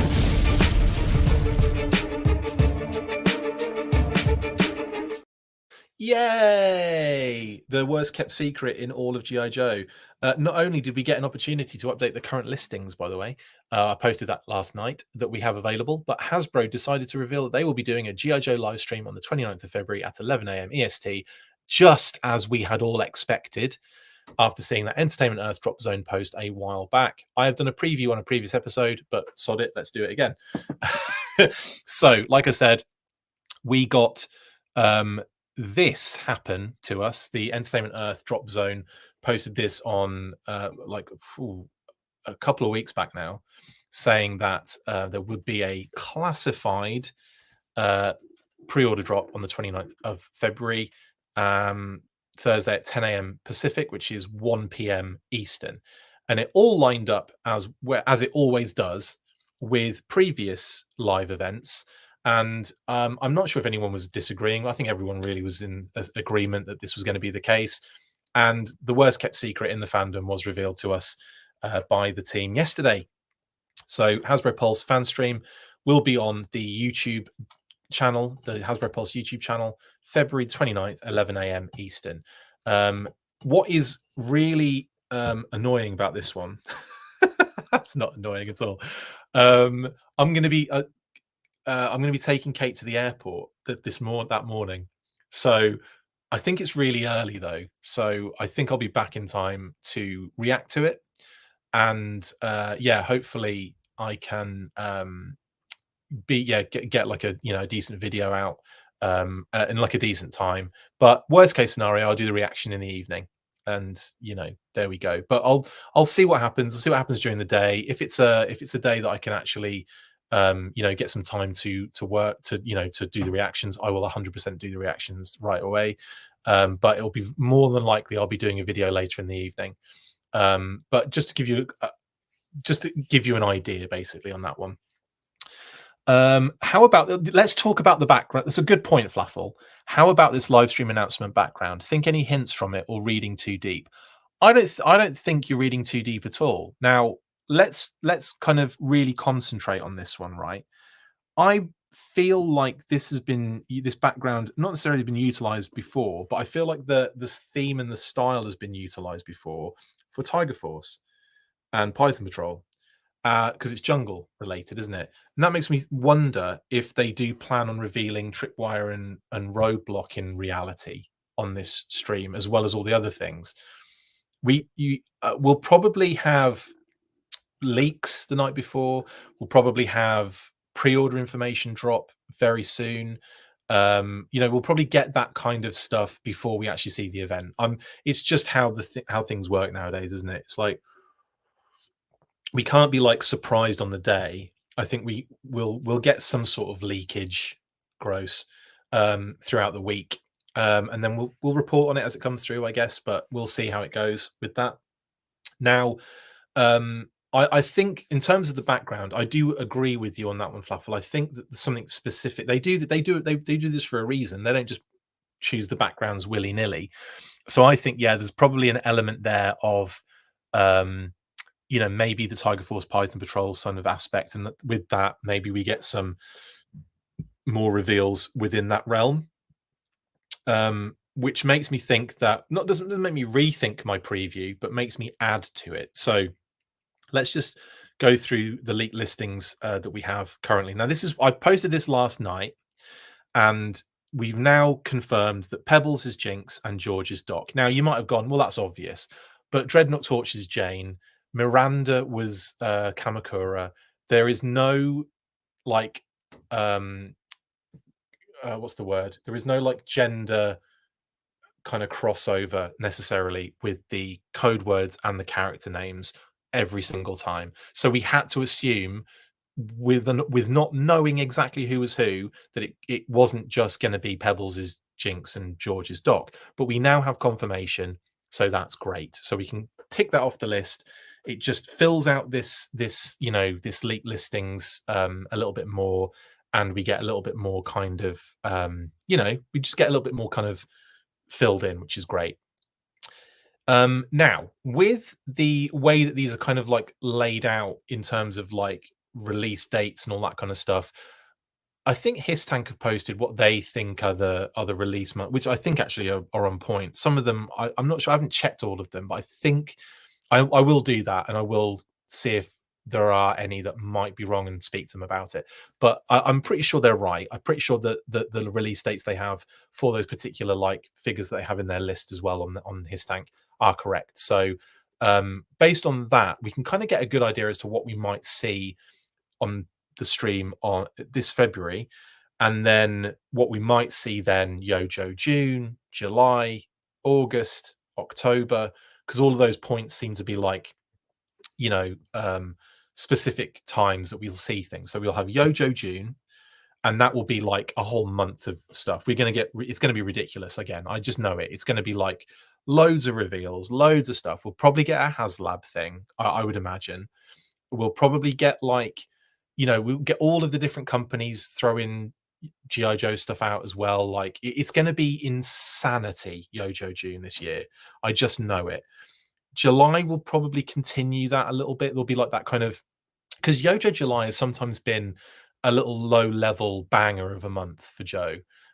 We've had like, you have your like your big classified month with with HasLab, probably with something else, and then you go into the next month and you get loads of stuff coming out, whether it be other companies dropping things because they don't want to kind of get lost in the Yojo June aspect a lot of the time, so they spread it out a little bit more. Then of course we have SDCC, which is like a reveal thing on its own. Then we have we have PulseCon. This is crazy. PulseCon 1027. MCM is now a place where they reveal stuff. So you've got multiple hit points in that period of time, which is going to just be ridiculously product reveals, all sorts. So you've got to kind of spread that out a little bit. But I still feel pretty strong that we'll see a lot of stuff in February. I still think we'll see a lot of stuff on the 29th. But again, we'll have to confirm a lot. Well, we'll see, won't we? Because there'll be leaks and what have you. So we will definitely see very soon as to what's going to be kind of coming for the 29th. Is that a hut for a tower in the picture? Yeah, basically it's like someone is basically like looking through a like a binocular or kind of like a viewfinder or like a sight, and they're looking at they're kind of highlighting this area of jungle which looks to have just load of trees and then this kind of like random jutting outpost kind of thing in there. So I think there's elements in there that are kind of very hidden but very subtle.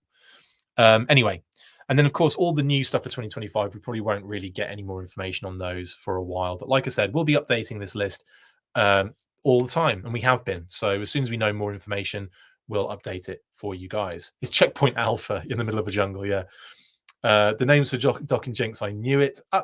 I know Figure Six Pack, I know, but at the same time, it's that thing in it. Like we couldn't confirm it until we could confirm it. Is the situation with that one?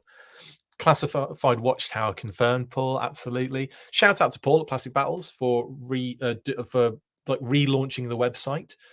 Excited to see you doing that stuff, Paul, again, mate. So go check out that. Could you put what's the link in the comments? You might not be able to do it, but what is the website title at least? You don't have to put .com. Just put the actual thing, and I'll read it out. But yeah, that's awesome, mate. Really happy for you to get that website back up and running. Can't wait to see more stuff going up as well. Anyway, so that's the listings. Like I said, we'll update you. We've had an inkling that MM the designation might be pulse exclusive. So we might be looking, this is a might, by the way, not confirmed yet, but this is an inkling that's kind of floating around, that the Shaggy VEH, aka SMS with Techno Viper, the Scooby VEH, which is the Cobra Ferret and Cobra Ferret Scout, the Scrappy, which we don't know yet, and then even Daphne Deluxe for Starduster. We're hearing that could be some sort of could just be pulse exclusive, and that is, like I said, we'll hopefully try and confirm that in the future. But we'll find out, I guess. We'll know for what's confusing on this list is I've put Sarge on the TNS Buttercup, but that means Mad Marauders. I just couldn't fit Mad Marauders in. It doesn't mean the same as the in the code word designation. So sorry for that confusion, and I might change that to say Marauders Sarge, maybe. Or yeah, I might do that. Change it just so there's no confusion on there for people. I'm just confused looking at that, and I wrote the bloody thing. So yeah, so there's a possibility that could be pulse exclusive, but again, it's not confirmed, but we will try and confirm that. Python Patrol Alley Viper, says Chris D'Amato. That would be kind of fun. Classified Outpost Defender. Oh yes, please. Thunder Machine or Swamp Skier. I mean, that wouldn't be the worst thing, would it? But I don't know. We'll see. We'll see, I guess. Now, that's just, again, that was just a little side bit of information for the listings, but we will update as and when we know more information. Now, we've gone through these a lot already, but I'm going to do one more time. Unofficial leaks. We're aware of Retro Cobra Commander, Road Pig, Heart Wrencher, the Iron Grenadiers Bat, Thunder Machine, and the Snowcat. So those are the kind of unofficial leaks. IG Bat we can probably put in the official thing now. It's not official, but we can probably take it out of unofficial leaks and just like put it in leaks right now. I mean, it is on that listing. I think it's on that listing. Yeah, there it is, Judy. So it's on the listing, so it's there as well. But I put it in here just because, you know, it shouldn't be out there yet. Anyway, those are your unofficial leaks. The Thunder Machine and the Snowcat were also kind of like heavily rumored by It's Chad. So again, like we can't confirm it just yet, but that is, you know, up there with what's the new Cobra Eels? That would be retro, Daniel. There's nothing really new about it, I don't think. It'll just be retro carded Cobra Eels. I would imagine that would be the one figure in that wave that is sort of like a reissue where not much is different, like not much in the way of deco, not much in the way of weapons and stuff. You never know. They might even do something crazy like a black and red version, like or the grey and red version that we've seen in what am I thinking of that's grey and red in an eel? Well, do they do that for like one of the they've done it in the modern era, I think, but I think you could definitely do something like that with it, but I don't think they will. I think we'll probably see something very akin to a reissue because they were so popular and not everyone got them. Emailed the list to the Full Force podcast. Hope it saves you some work. Thank you. What did you email me? Was it the time? Yeah, the His Tank stuff. Yes, thank you very much. I appreciate that. That's great. Lovely stuff. Thank you. There you go. I don't have to do any work now. Thank you, Flaffle. Yes, it was Danger at the Docks. Yes, you're right. That's what it was, Kev Jewel. And why I recognized it so recently was because I was talking about that with someone and I had to reference the image. Of course, yes, it was the SDCC Danger at the Docks eel. I wonder if that's a possibility then. Anyway, we'll move on. So unofficial leaks. This is what I'm getting. Like we could see this kind of stuff appear in their name only reveal section is what I'm getting at here. So we could see this in the name only reveal section. But moving on, let's look at what we could see in terms of renders. And I think, all of these are possibilities. I think the Alpine wave, where you've got Alpine Iron Grenadier, the Iron Grenadier Bat, and the other figure, which we can't reveal just yet, I feel like they could be render reveals, like a 4-figure wave, because they seem to do that quite often. They seem to reveal the 4-figure wave in one go during render reveals. They did it for G.I. Joe Day. And we'll get to that in a second. But yeah, Starduster, I could see them reveal. I could see Cobra Ferret 100%. I could even see that go up for pre-order, possibly. but I think it would just be the render at this stage. Retro Snow Serpent, Retro Eels, Retro Beachhead. I don't see why not. Obviously, Iron Grenadiers, like I said, with Alpine. Raptor, Nemesis Immortal, and Starduster are the other three that maybe they might just pick one of those to show off and hold the others for later. So I think with that, I don't necessarily expect to see Starduster, but I could see the Alpine Wave, I could see the retro figures, and I could see one of either Nemesis Immortal or Raptor as deluxe is shown off. Not both, maybe both, but I don't think they do both. And the Ferret, I could definitely see the Ferret. Xandar and Leatherneck, I would hold fire on because I don't expect to see them until later in either in the year, maybe even like towards the end of the year when we get the 2025 stuff start coming through in terms of reveals and stuff. So maybe Leatherneck and Xandar, wait a little bit to the end of the year on those. But everything else is fair game. I just expect that maybe Starduster and maybe one of Raptor and Nemesis Immortal might be held back out of those three. Anyway,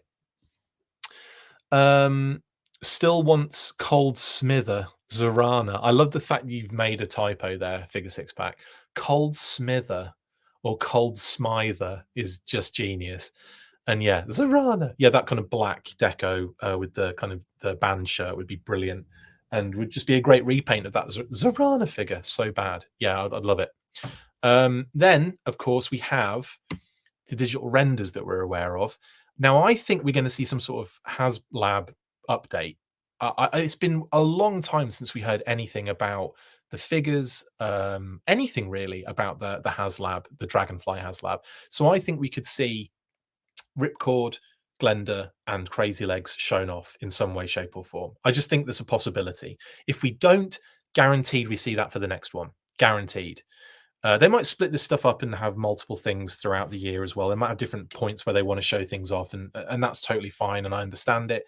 But I would suggest that maybe we see some sort of HasLab update.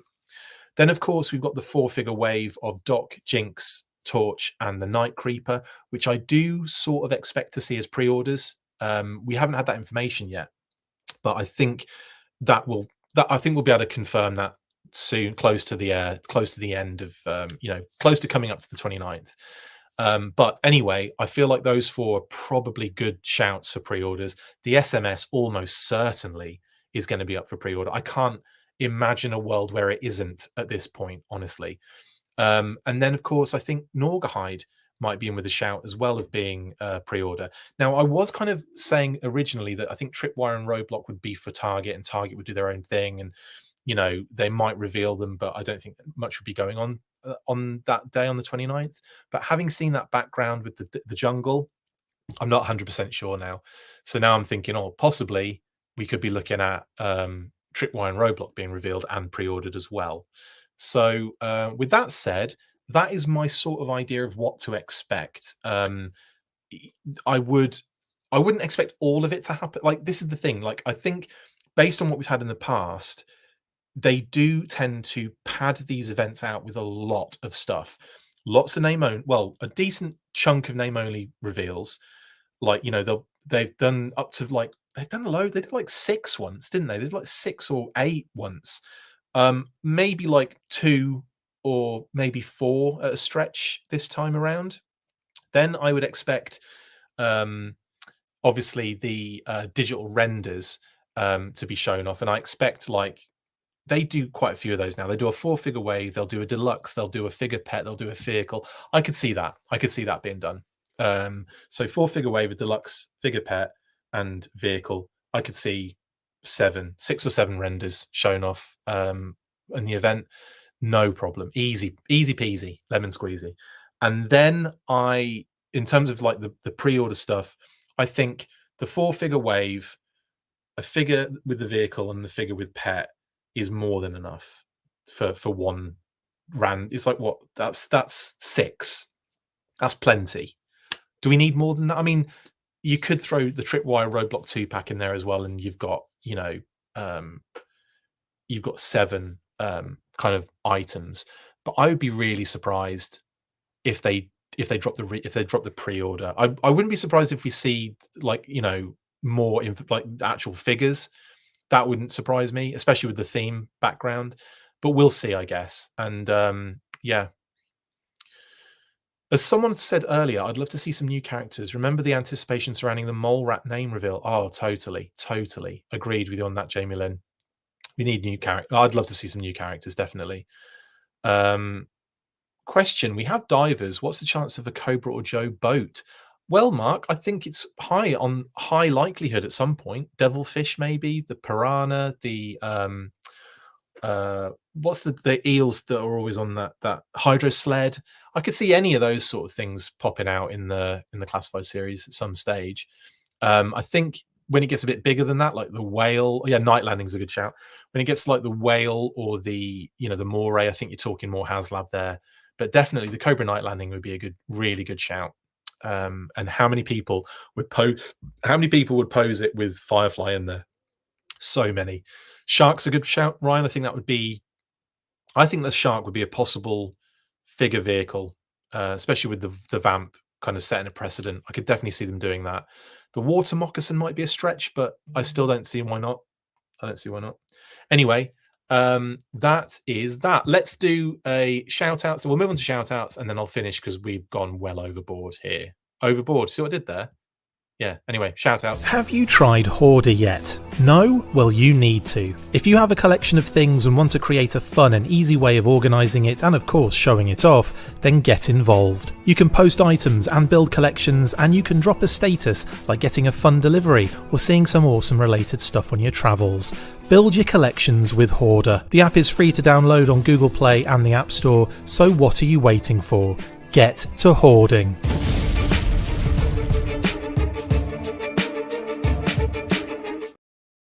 Right then, share outs. We'll go straight into Pat. Not here today, but we have been in talks to get sorted next week. We're trying to carve out the time next week and just do it no matter what. So yeah, the hope is we just get that done next week. So Pat should be back.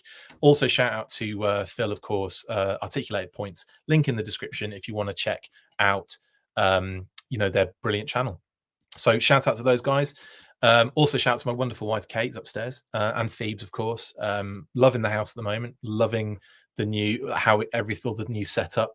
I feel like I can churn out so many videos as well. It's been great. Like, it's just been a really nice setup, and I hope you guys have been enjoying all the content we've been able to put out as well. It's just seemed like we had loads this week. It was brilliant. So yeah, hopefully more of that kind of stuff as the weeks go by, and even more to come as well, which is great. So anyway, shout out to my wonderful wife Kate and Phoebes, and of course the family in the UK and the US as well. You are getting a monthly Rachel as soon as me and I mentioned at the beginning, but Mark and I will be doing a comic special very, very soon. Hopefully it'll be a live episode as well. Shout out to Brian Sauer for our amazing graphics. And also a quick reminder that Assembly Required, the show that he runs in Iowa, has been revealed, the 13th annual, and the date will be the 8th and 9th of November. More information to come, of course. And it looks like it's going to be an Iron Grenadiers sort of Destro vibe. We can't wait to see that theme and everything. So that's great. Now, Super 7 have also announced that they are going to be at Joe Fest officially. Of course, it was mentioned previously, and they'd been talking about it and everything, so it wasn't a secret in any way, shape, or form. But that has been officially announced on their page, on Joe Fest's page. So if you are going to the show this year, expect to see Brian and the team, and yeah, probably some amazing stuff that they'll be showing off. Hopefully, very excited to see what they have in store for that. And I should have spoken to Brian yesterday, but we had to reschedule. That was on me because obviously Friday got out of hand. But we have set up another interview, and lots coming for them this year, by the way. So much so that we're setting up multiple interviews throughout the year already. Isn't that crazy? So yeah, that will be really cool. So hopefully we're more with Brian. I'm also going to be obviously talking to the Hasbro team after the 29th, so we'll figure out what works best for that day, and we'll get you a blimmin' redacted out as soon as we can. Anyway, massive shout out as well to David Gillis and Brian Hickey for More News As It's Made.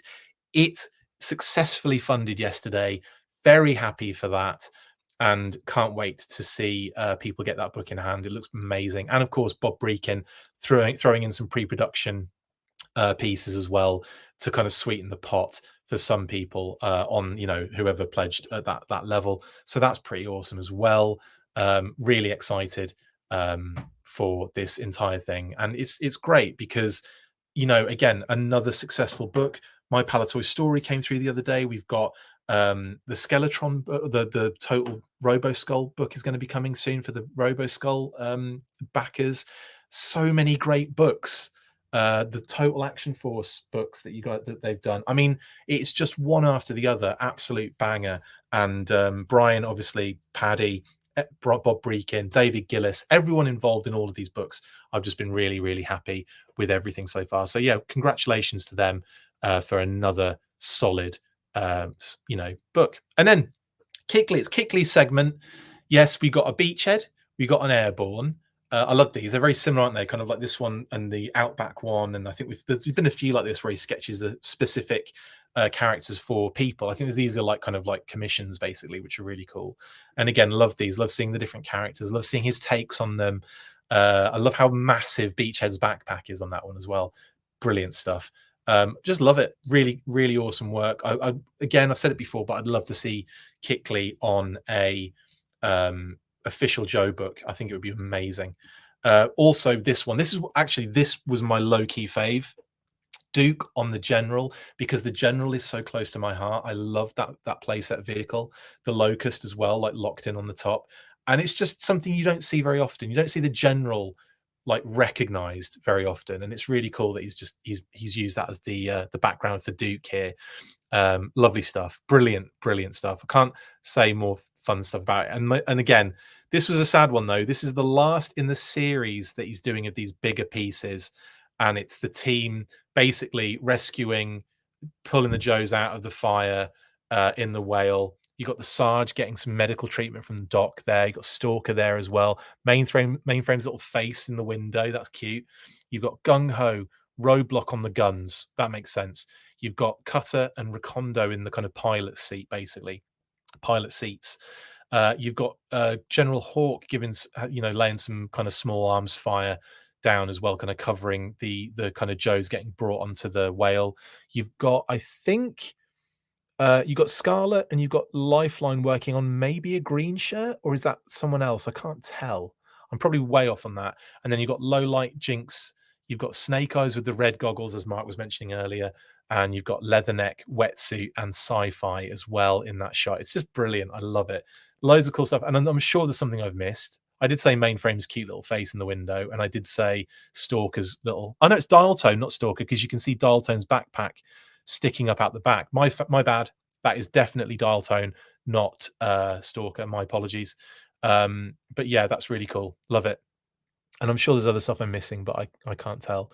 It might... Who is that Lifeline's working on? I think it's a green shirt, but we'll see. Someone said, oh no, it's CoverGirl. You're right. It's the jacket. You're right. It's CoverGirl, Sith Viper. You're right. 100%. Jamie Lynn as well. Yeah, it's CoverGirl. I do this every time. I never I always get them wrong and I always miss something. But yeah, that is definitely CoverGirl they're working on. God, I hope she's okay. Anyway, brilliant artwork from Kickley again. Love this stuff. And that brings us to the end of the show. Hope you've had an awesome episode. I've enjoyed it. It's been a long one. Apologies, and no Pat yet, but hopefully we'll get that sorted out next week. Loads coming. Got that monthly with Mark Seddon. Hopefully early next week or as soon as we can do it. And we will let you know in advance as best we can. I've got an Intel this weekend to do as well for our patrons. There's just lots of stuff coming. So yeah, I'll be back with more news bursts. No unboxings at the moment until I find another figure in the wild somewhere maybe, but we'll see. Anyway, stay fresh, cheese bags. And as always, after 3, you know what to do. 1, 2, 3. Full force. See you soon.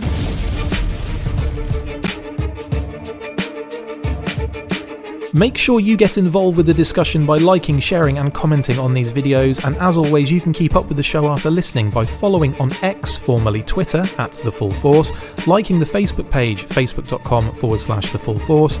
We've also added a brand new Instagram, so check us out there as well @The Full Force Podcast, and if you would like to contact the show you can message us on any of those platforms with feedback and questions. We also have a Patreon page, so if you want to show your support for the show, see your name up in lights on these videos, or enjoy exclusive bonus content, then check out patreon.com/The Full Force Podcast, or click on the link on any of the posts this podcast appears in. Full Force.